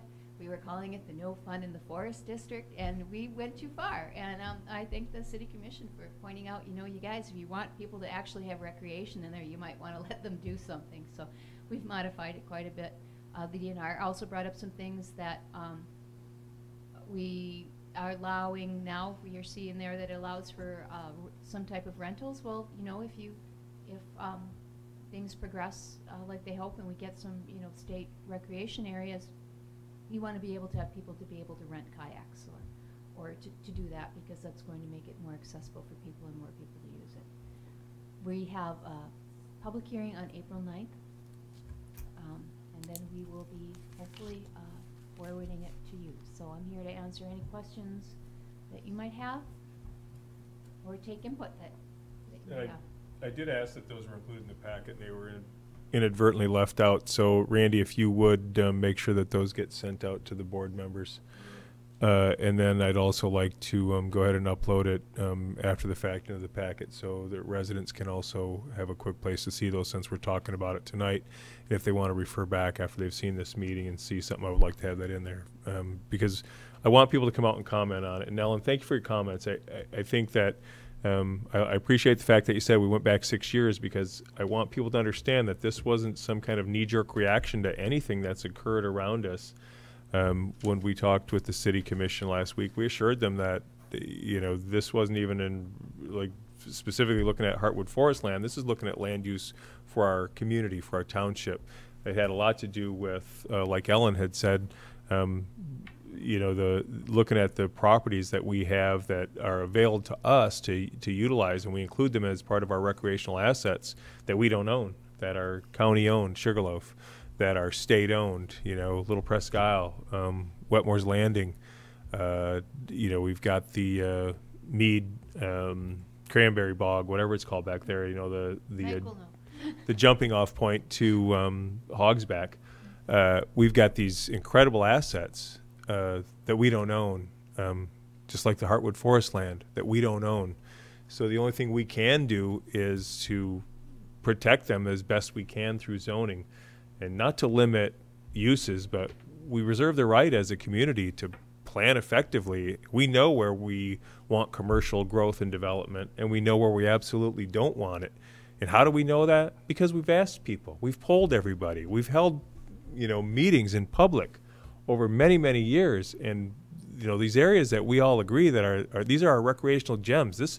We talk about sense of place. This is our sense of place. This is who we are. This is what people associate Marquette Township with. We're a great place to live. We're a great place to recreate. And it's because we have these little things. And by God, it would be a travesty if we didn't protect them. But at the same time, it's about careful, thoughtful planning. So it's not just about forest recreation. I mean, clearly that's a driver for me. But it's not just about that. It's about, where are we going to develop at? Do we have that right? Do we have the right property and development property? Do we have the right areas designed for residential growth? It's a fluid situation. We can't, you know, these things get updated for a reason, because as communities grow and change, but there's some characteristics in every community in land use planning that are critical that you protect. And, you know, we're trying to get that right. It's critical that you set aside land for development purposes. Did we get that right? I'm going to open up for questions for Ellen, but my hat's off to our planning department, because even with a change that we had this year with a couple new planning commissioners coming on, and a couple really incredible planning commissioners who took their time to step down after a lot of hard work, and they put their blood, sweat, and tears into this work. I think the public really, I'm encouraging you to take a look at it. Look at the nomograph. Look at the future land use planning, because that all ties together. We put out our land use and we say, this is what our land's going to be used for. Then that drives our master plan, which drives the CIP, which drives our strategic agenda, which drives the community we live in, which drives our rec plan, which drives our road plan. We got to get this right, and we can't do it unless you come out and get your 2 cents there. The other thing that you heard Ellen say is it's completely different than when they started the process. You start off with a vision, but you keep on taking input, and you change your vision. You realize that nobody had the right answers when you start. It's why it's a long, lengthy process, and why we appreciate so much input. If you haven't had the opportunity to look at it, please, please, please go on and show up at the public hearings to communicate how you feel about the direction we're heading in. But questions from the board? Pete? I just think they have it right. You know, I think they did a great job, and if anybody in the residents of the township would like to learn a little bit more and see what they go through, just come and spend a couple hours at one of their meetings and just see what they go through. And I want to thank you, Ellen, and your committee, and I think you just got it right. Thank you. Thanks, Pete. Diana? I just have to echo Pete's. I think you guys did a good job. Ernie? Having said on the planning committee a year ago, I know the amount of work that's involved and the direction you have to go to do things in that, and it's not an ending job, it's a continual job. Once you start, there's always something changing in that, and you try to keep abreast of it, and hopefully you're in front of it all the time, but not all the time you can. And the comments that from the city commission that were spot zoning, I thought that was way out of line. They didn't read what was going on, they had no concept of what was happening there, and they had no future look as to what that area should be used for. So I think where we're going is the best for the township and for the people in that. Thanks, Ernie. Clerk Rattari? Yeah, I agree with all the board members here.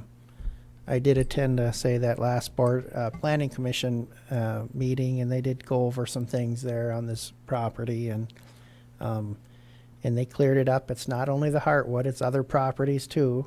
So just don't think of it as the Heartwood property. There's other properties in there also. So just to clear that up, it's other properties. It's not just the Heartwood property. And I do agree, and I do thank Dennis and Ellen for going to the last city commission meeting, because I think they cleared up a lot of misunderstandings by going there and answering their questions. And I think now, hopefully, that's been resolved. And when we move forward on that rezoning of the properties, you know, they'll know what it meant. I just think there was some miscommunication there, and I just want to thank the planning commission and that for doing that. And I do like to thank the planning commission for this well thought out process in communication to this township board, because I know in the past other planning commissions on the township board, you sometimes didn't, you know, talk or as such, and it was hard to get the recommendations from them to pass, because there was very little communication. And I feel with the planning commission now, I'm very comfortable with what comes forward from them, because it's very well thought out, and I think they communicate to us very well. Thanks, Clerk Rattari. Manager Gerard, you want to weigh in? Yeah, just just two quick comments. One, you know, I've had people ask me, you know, why is the planning commission looking out to the future, and why don't you just wait until something comes on the market and then zone it as it does? Because we don't know when it's coming on the market, and that's the way property transfers occur in the township. We're not involved in the transfer process. We don't know a piece of property is even available or has been sold until we get notice from the county register of deeds. So we can't wait. Yeah, you know, and that was the premise that the planning commission has been working under. We have to be proactive in protecting these things going forward. You know, it's very similar, but on a much smaller scale than what the federal government did with Yosemite and some of the other places that they recognized early on were places that needed to be preserved, because otherwise they were going to be gone from the public use forever. And that's what we're dealing with here. Every time a piece of property comes on the market, it's gobbled up. And large tracts are being bought by individual owners that take them out of the access for the rest of us, basically, and you know, and that's what we're trying to control in some of those things. And you know, it was interesting that the comment was made by the city commission about us spot zoning. That's exactly what the city is trying to do with the property they purchased, is spot zone it by breaking pieces off.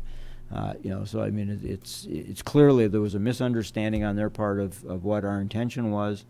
I don't think we have any misunderstanding of what their intention is. Thanks, Randy. So, Ellen, thanks for the update. Hopefully we're going to drive a few more people out to just to show up at some planning commission meetings and talk about it. Again, like I said, when you're getting it right, means your seats are empty out there. So I've been at your planning commission meetings. Apparently you're getting it right, because there hasn't been people in there that have been complaining about the direction you're heading in with land use. And I think that's critical. I think it's important. You know, if you were heading in the wrong direction, you're going to hear about it. So thank you for the update. Thank you. One comment, Dennis. I do think, though, in the near future, we should have probably a short meeting with the planning commission, the board, and us, just so we have. We're working on it. We are the next meeting of the township board. We will have proposed dates. Okay. And I think the planning commission is prepared to meet us. However, we need to do it, whether it's over a breakfast lunch meeting or it's another evening meeting. Whatever works best for the majority. And I think if we can provide at the next board meeting, say for 3 dates, for example, that probably we can coordinate one of those and get it to work. Very good. The next item on our agenda is 10C, consider the KBIC 2% gaming allocation. This came about because the Keweenaw Bay Indian community included a no strings attached grant basically to us as part of an allocation process for Marquette Township funding needs, and it was in appreciation for the process of working through the ability for them to build the convenience store gas station that will be under construction this spring out on US 41 in the corridor. And we've had the money, and it is in the general fund, and it isn't going anywhere until the board decides. But there has been a few board members who have asked about the funds, and so I did ask Manager Gerard to put some of his thoughts and suggestions together. You have that in the transmittal before you. I'll let Randy speak to it, but he did put a number of things in there with, I think, the stated goal of distinguishable enough to meet our commitment to recognize the KBIC contribution, meaning that we would be able to put that towards something and be able to really recognize the KBIC so that when somebody sees what we did, what we spent the money on, that we can actually thank them appropriately for that sizable donation in good faith to make our community stronger. Manager Gerard. Push my button here. I don't really have a whole lot to add, Supervisor Lehman. The point when the board asked this at, I believe it was the last meeting, when the board asked for some input. What I did is I went back and looked at the 2014 budget and at the recreation plan and looked at some of the things that the board and the committees that we work with, the Recreation Committee, the Roads Committee, the Community Events Committee, items that they had identified that would be, if pursued, identifiable enough that you could tag, as you had suggested, courtesy of KBIC, to it to be a lasting recognition, basically, for their contribution to us, which I might add was not at a request. I mean, that came totally by surprise to us.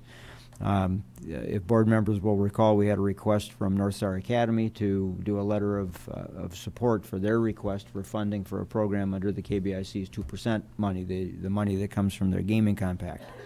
And we did that, and as a result of that, the check that we received was for significantly more than what we had asked for under the North Star Academy. And on checking, they said, well, we appreciated the way we worked with you and that you worked with us, so we included you in the distribution. So it was totally by surprise, and it was $27,000 basically of what came into us. So looking at those things, some of the items that I identified, and there are many more options that that I probably didn't even think of that board members may have in the back of their mind. But one of the things we talked about for this facility, with regard to elections and with regard to public use and potentially as a place to house individuals when we have some kind of an event within the community, that there's a power outage or whatever, a flood, any of those kinds of things, would be an emergency generator. So that was one of the items that I threw in.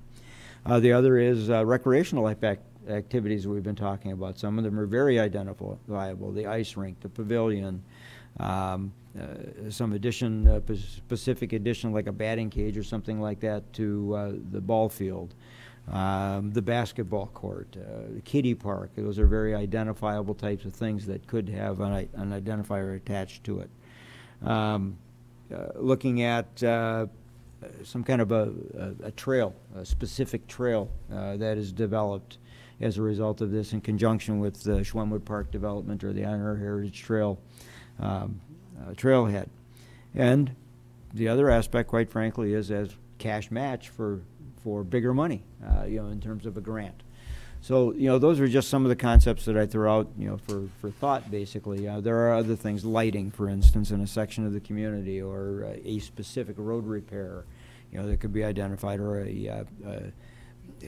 something as simple as at the intersection of Brickyard Road, or Brookton Road and Commerce Drive, where you've got the T, some kind of a roadside park or something there. I mean, any number of things could be done that would be very easily identifiable as benefiting from the KBIC. So just, as I say, there were just a couple of ideas that were thrown out, and there are any number of things that conceivably for $27,000 that we could do that would be identifiable easily. Piece of equipment to do the pathways, a tractor with a broom, whatever. Thanks, Randy. Yeah. And I know that every board member has, an idea maybe of where that money could be well spent. I feel that it's unfortunate. We usually do have a full board, and we're missing two of our members this evening who I know take an interest in this as well. We did get some responses back from Trustee Pompo on his way to sunny California. I know he's thinking about us this evening. Yeah. Tears in his eyes. Yeah, probably you fools in snow country. And I think, my recommendation, I know where I could spend the money at, but I look at the suggestions that you had, and a lot of them are recreational in nature. Mm-hmm. And if you think about the amount of time that we devote to discussing recreation in our community, because it's such a high priority for all of us, can we make a motion that we spend the money on, a recreational asset in the community, and then leave it up to perhaps a rec committee to provide us with some options of where that money could best be spent? As one suggestion, we can certainly, we don't have to decide tonight. I think we want to start that conversation so that we allocate the money somewhere, because if you don't allocate money, sometimes, it ends up Goes away in an area that we'd rather not spend it on. And I think when you've been handed a gift like we were handed, and a sizable gift, $27,000, that you want to do something that makes a statement. And I think it's important that we do make that determination in relatively short order. I think that it could probably be well invested in some of the areas that you have noted here. We certainly have an aggressive schedule for Lions Field or Schwemmwood Park, and I think that either one of those would be a great opportunity to expend some of that money, knowing that, hey, we were just handed a gift that we had no idea was coming. It looks like, I thought holding it for matching recreation grants and turning it into more money could be a good thing, but it looks like we got the match money that we were looking for. Not that we should rule that out, but perhaps something that has a year-round use, like the additional pavilion warming hut, whatever you want to refer to it, at the ice rink. That's going to be used winter, it's going to be used summer, it's going to be used year-round. Something like that might be an appropriate use for it. So what's the board's pleasure? I don't know what you want to do with it this evening, but Pete? We talked about a little picnic area, gazebo on the north side of the building here. Patio? Towards the edge of the property. We could put a little gazebo there and put a little plaque there, and, that could be one of the options along with many others, so. Yeah. Ernie? Looking at this and trying to think about where is best to do it, and then we have to do something that we can able to put some kind of a identification on. Mm-hmm. That's going to be there for a number of years. Mm-hmm. It may be beneficial to us to do that, because you don't know what the future is going to bring. Absolutely. So, some of the things like the warming shelter, the pavilion, or you're talking about the tractor to clean the sidewalks or the pathways and that by putting something on that. So something that the people could see who is sponsoring it. This is sponsored by that, or something like this here. That even on a recreational grant, that's fine. It's hard to tag it. It's hard to tag that. You'd have to tag whatever you're going to use that for. Ultimately, And that right. to as Right.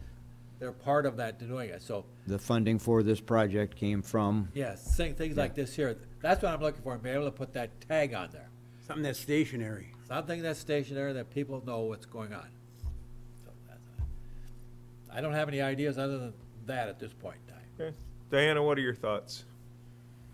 Well, I agree with Ernie about the stationary part, but I like the idea of like Schwemmwood. That's something that I would like to see done, or, Linesville too. Okay. Clerk Patari? Well, I was, Trustee Pompo, I did read his comments, and I think he was for the recreational end of it also.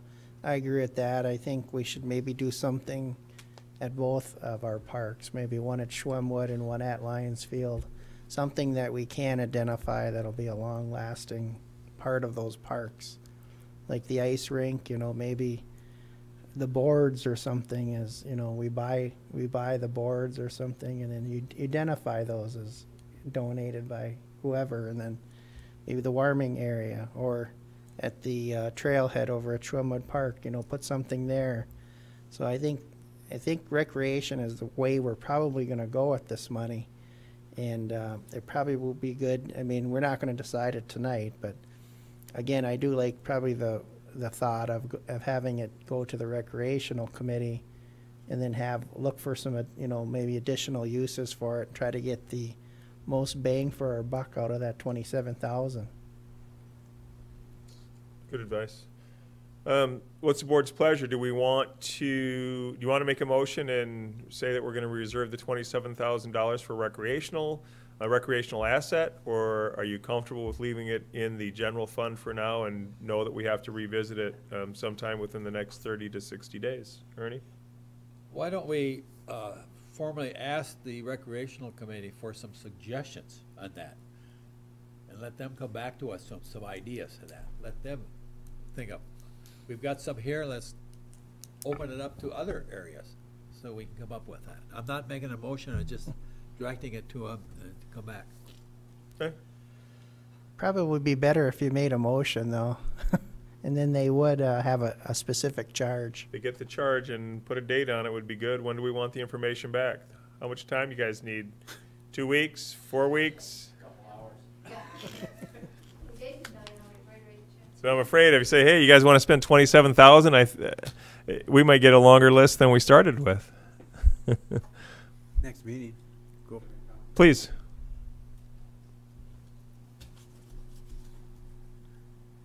I was going to save my comment for public comment, but as long as we're on that topic. What's your name? Dave Wiegand. I'm on the rec committee and a few others. There's nothing better to do with that influx of cash than to use it to garner some more. And if you look at the rec plan, the first thing that strikes everybody there, and Treasurer Johnson mentioned it, Supervisor Lehman mentioned it, is it's an extremely aggressive schedule and a lot of money that we're proposing to spend. And if you take any portion of that, whether it's the Iron Orge Heritage Trail money and use it for matching funds, or if it's this KBIC money and use it for matching funds, that's still readily identifiable with a plaque on whatever you use it for, but you could use that money to get yourself 5 times more than that towards a project, whether it be a warming hut or whether it be the ice rink. Any one of those are going to be considerably more than the $27,000, but if you can put that as and use it as matching fund, it doesn't have to come out of the township budget. It will get you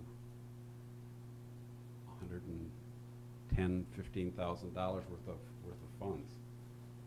That will go a long ways towards the warming hut or the restrooms at Schwemmwood.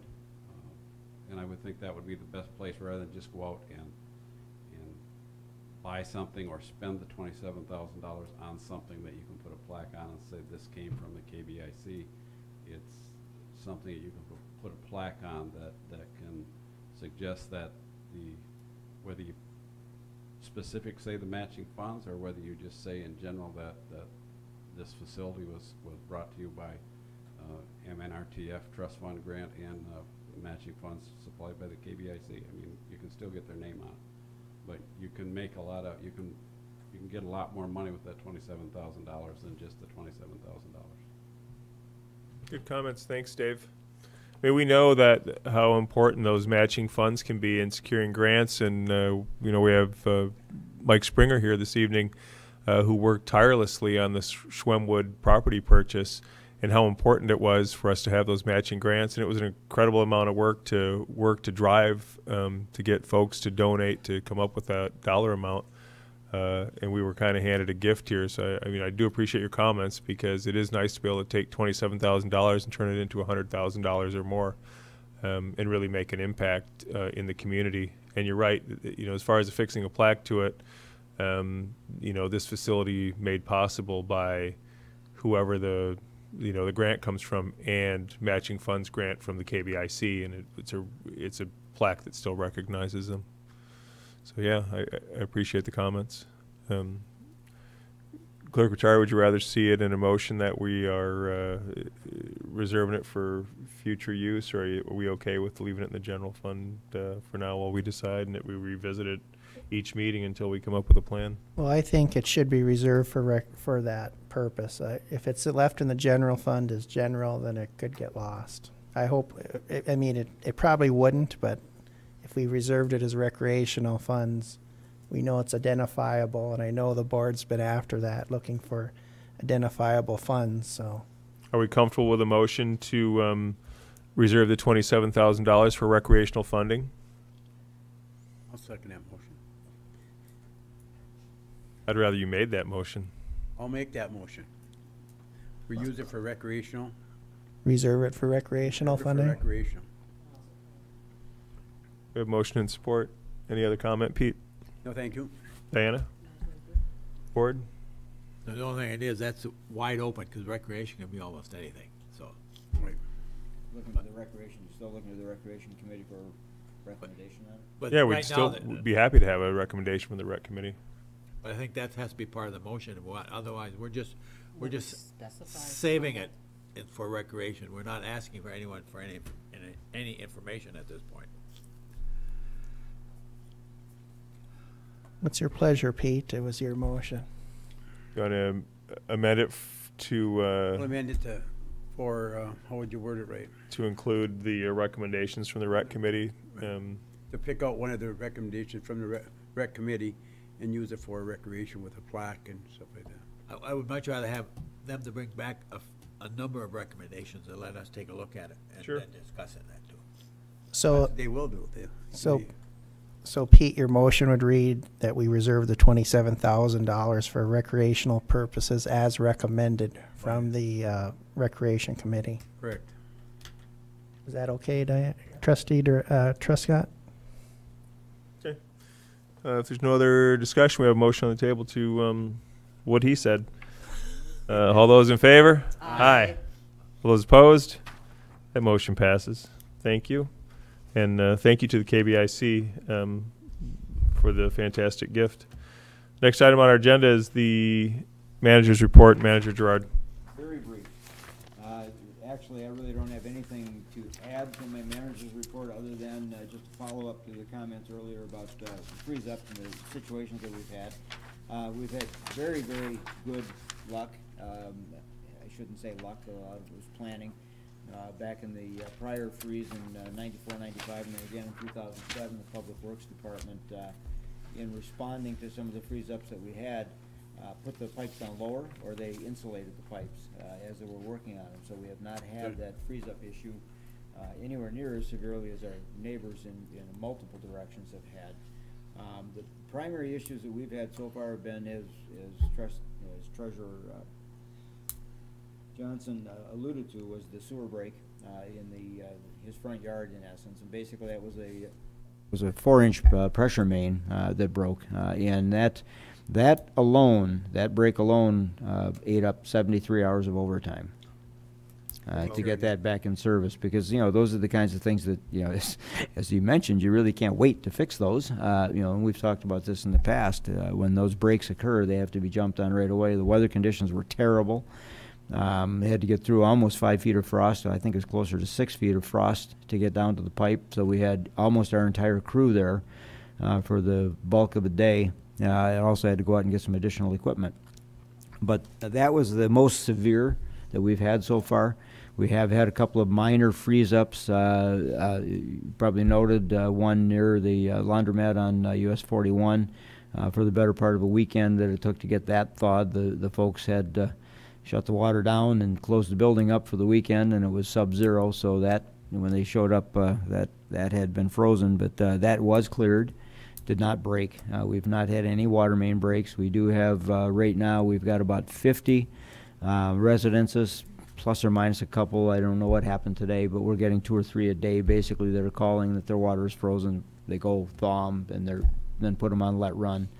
So we've got about 50 of those right now on let runs. You will be seeing at the, I believe at your next board meeting in the overtime report, you'll see about 115 hours of overtime for the pay period of the 14th through the 27th.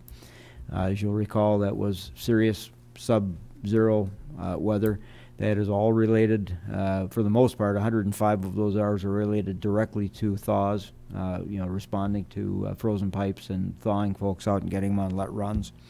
We've also had several grinder pumps that froze as a result of water, in the grinder pump itself, so they've had to pull those and rebuild them and replace them. So we hope the majority of that is over. As I say, we're getting small amounts, 1, 2, 3 a day, calling saying their water's running slow or they think it froze or whatever, and our guys are going out doing it. We've gone to Powell Township 3 times now to thaw frozen lines in Powell Township. We've been to Forsyth Township to thaw one of their main wastewater sewer lines in Forsyth Township, and we assisted them with that thaw. I don't believe we've responded to any calls from the city of Marquette. They've had their crews going basically 24/7. Much worse off from the standpoint of number of events that they've had. They've had a number of broken pipes as well, which we've not suffered as yet. But we're not out of the woods yet. It's only the 4th of March. We're still in fairly serious winter conditions. We do have the potential through March and even into April. When the thaw starts, the ground starts moving, and that's when we may be susceptible to some pipe breakage. We're hopefully we won't have that, but that's a real possibility. So we've fared fairly well here in the wintertime, but it has occupied our crews significantly, and we've not been able to get some other things done as a result of it. So that's it. That's all that I had. Thanks, Randy. Questions for Manager Gerard? Pete? What's the status of this area being a disaster? Our county chairman claimed or tried to get to the governor to claim it. Would we be able to collect some of the overtime and stuff like that, or if that roads and occurs? stuff? How does that? If that occurs, yes. Originally, there was an initial submittal of an incident report, basically asking the state for financial assistance. It didn't rise to the level that the state needed to see from the standpoint of people without water, broken lines, things such as that. It didn't raise that level. It has continued. The city of Marquette, city of Ishpeming, city of Negaunee, some of the other jurisdictions have had much more severe issues than we've had, simply because of their geological structure. Their rock is a lot higher, things such as that. We are still tracking all of that.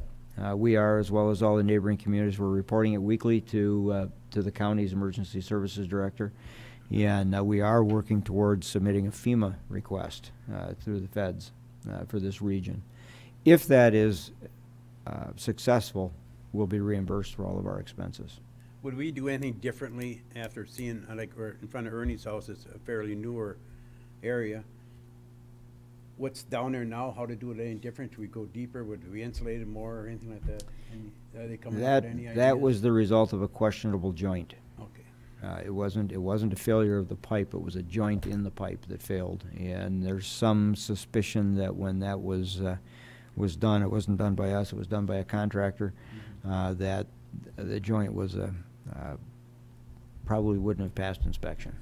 Well, sometimes you have the opportunity when something like this happens, and it might not happen for many years to come, but you have the opportunity to take a look at what's there and say, okay, maybe we should do something, go deeper, insulate more, or whatever. It's plenty deep, and like I say, this was a case of mainly a joint failure as opposed to ground movement.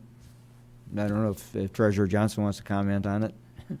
I can comment on it as to when they were putting it in the ground, because when they were working over there, I happened to walk over to where the hole was, and I hollered at the couple of men that, I think you better come over here because your bucket is underwater down there.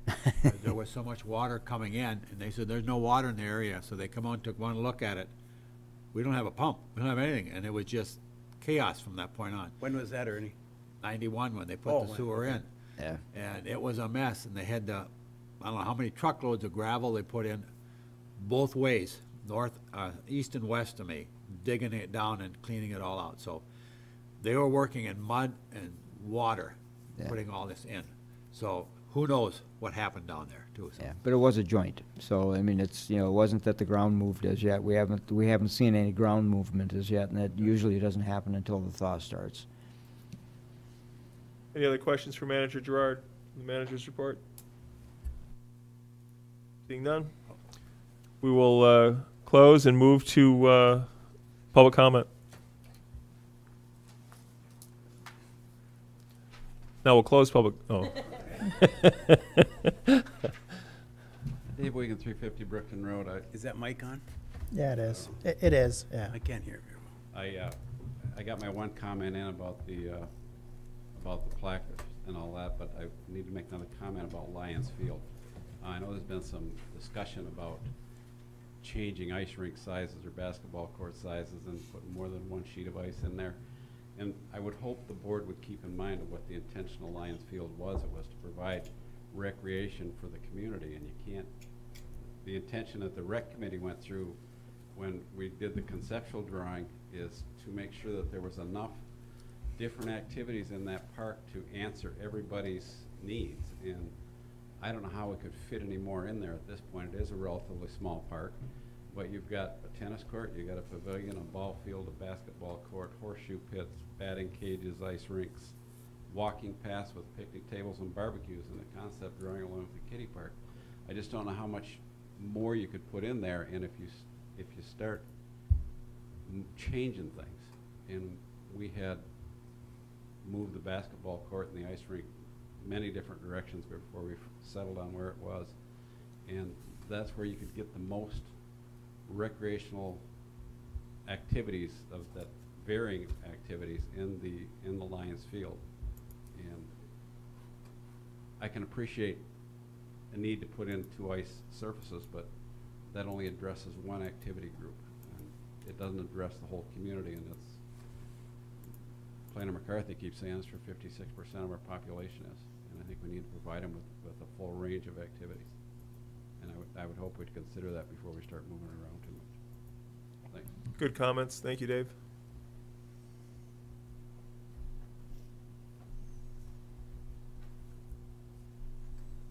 I just want to again commend the rec committee and the great plan there is.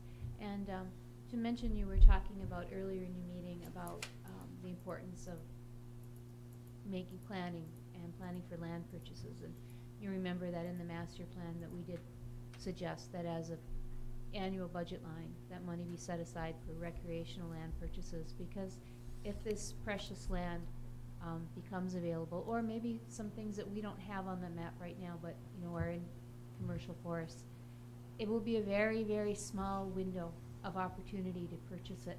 And one thing we learned is the only way to guarantee access to anything is for the public to own it. So thank you. Thank you, Ellen.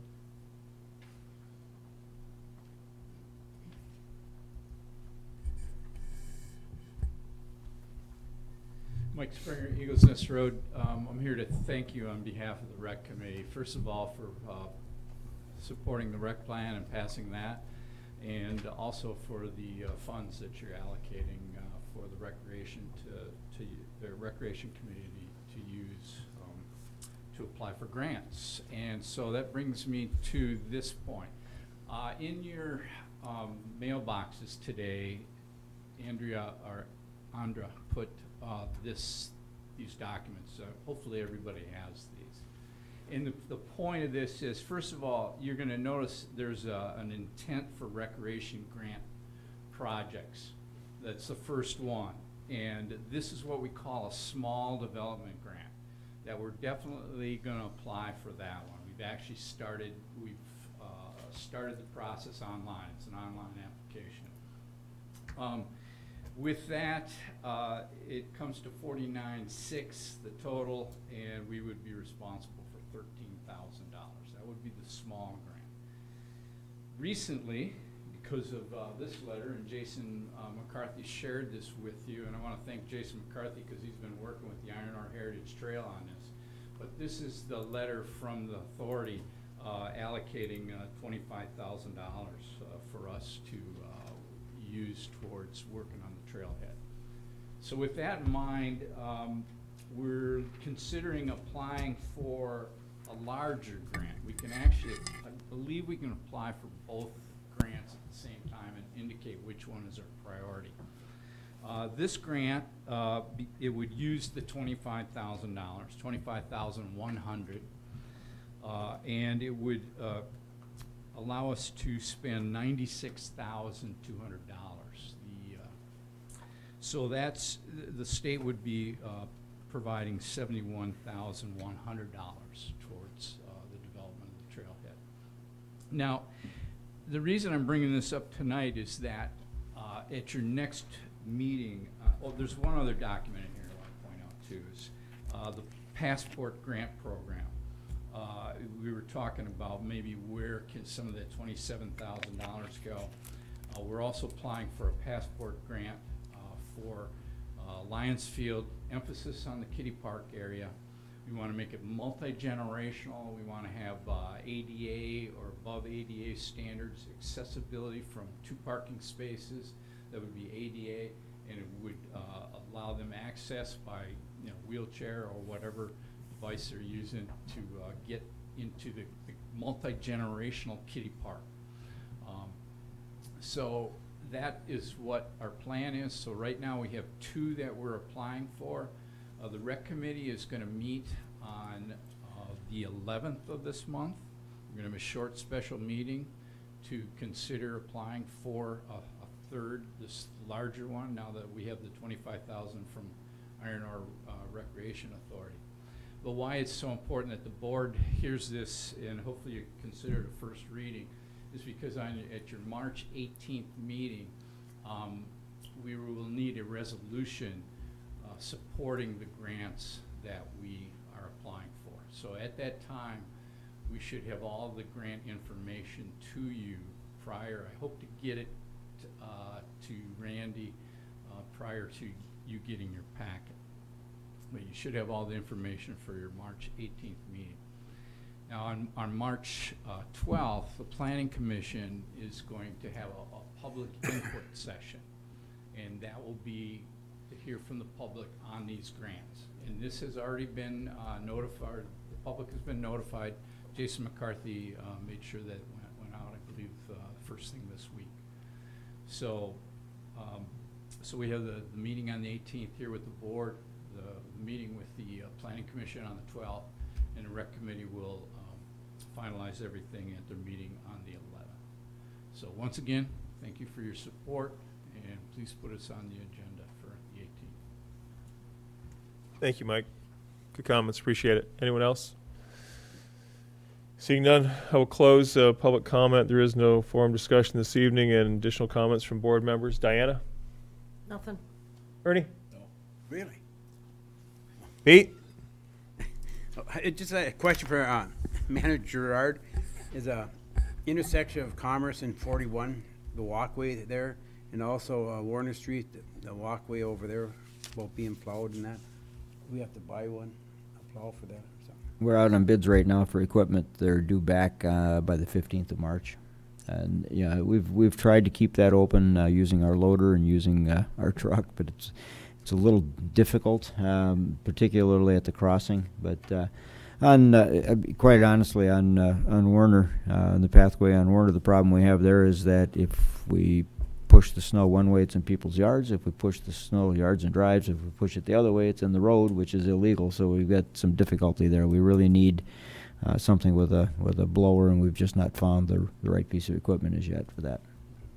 I was hoping Mr. Wiggins would have brought up about the lighting over by the school. We had some requests for lighting over by the school over there, and he's worked with Manager Gerard, and I think that will happen right away. But I don't want people to think that you just have to call here, because the rest of the lighting for the township, Dave has a plan, and we discussed it in our meetings, and that a plan for the whole Trowbridge Park area. Because even our fire marshal today was at our meeting mentioned how dark it is out there. So, but we just had to put them on the list, you know. But we have a plan coming up for the whole township, and that will be forthcoming. So, all right. Thanks, Pete. Clerk Terry? Just they'll let the residents know you're going to move your clocks ahead this weekend. It will be dark again in the morning, so be careful of the school children out there. It'll be dark from up probably to 8 o'clock, past 8 o'clock. And of course, it'll be lighter in the evenings again. But just to make the residents aware that, you know, be safe in the mornings again because it's going to be dark. Thanks, Clerk Terry. Couple comments. We do have some available committee openings. The ad has run in the Mining Journal from last Friday through Sunday. I did see it in the paper every day. If you have any interest in serving your community, we do have openings on the Zoning Board of Appeals, the DDA, as well as the Township Beautification Committee.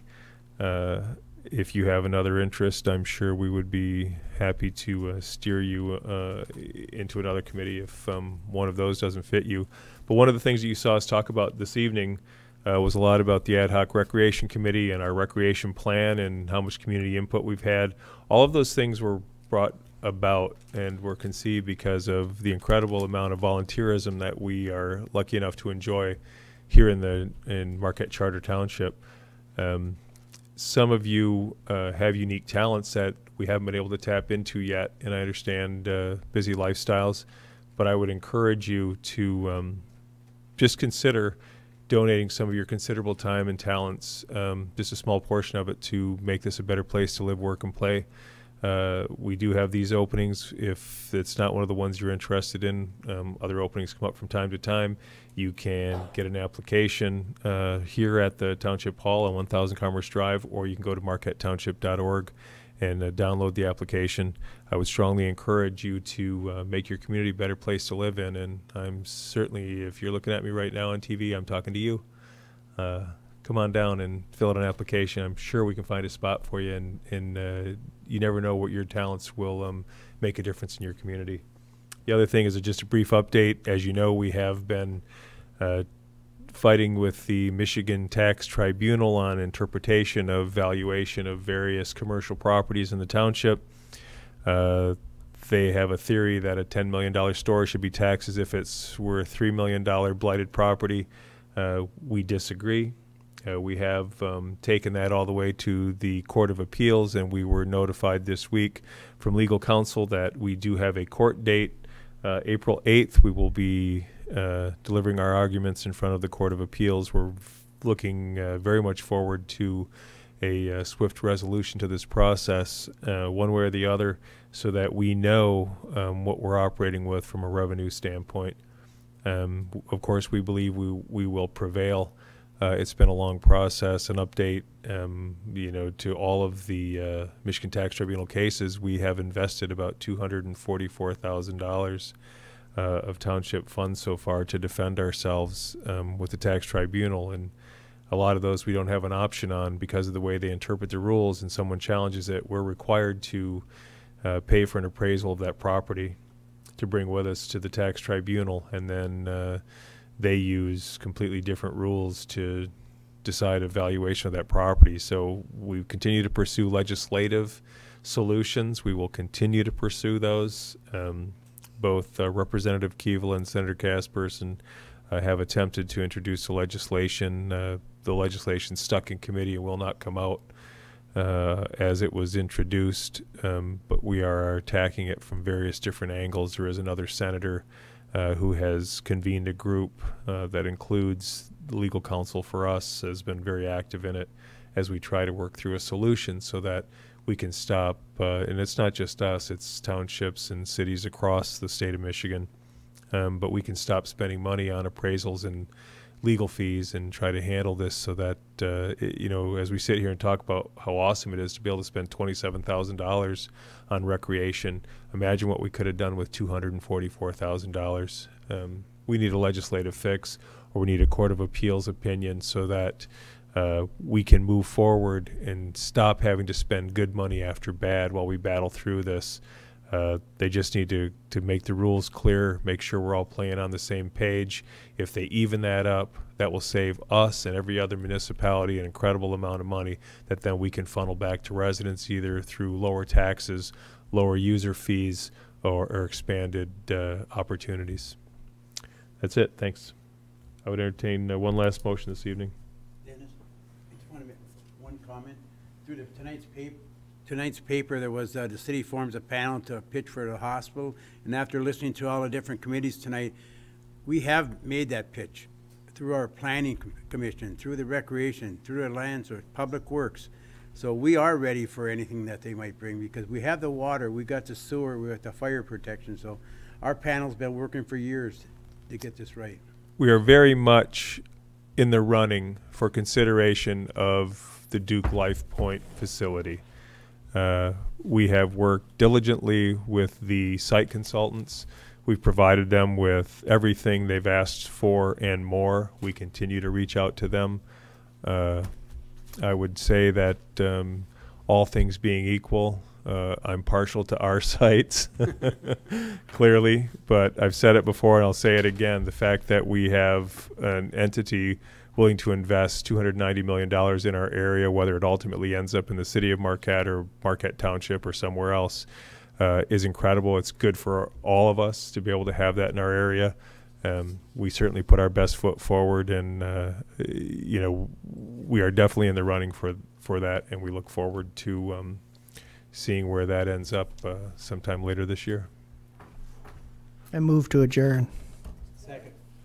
We have motion and support to adjourn. All those in favor? Aye. Aye. Those opposed? This meeting is adjourned. Thank you.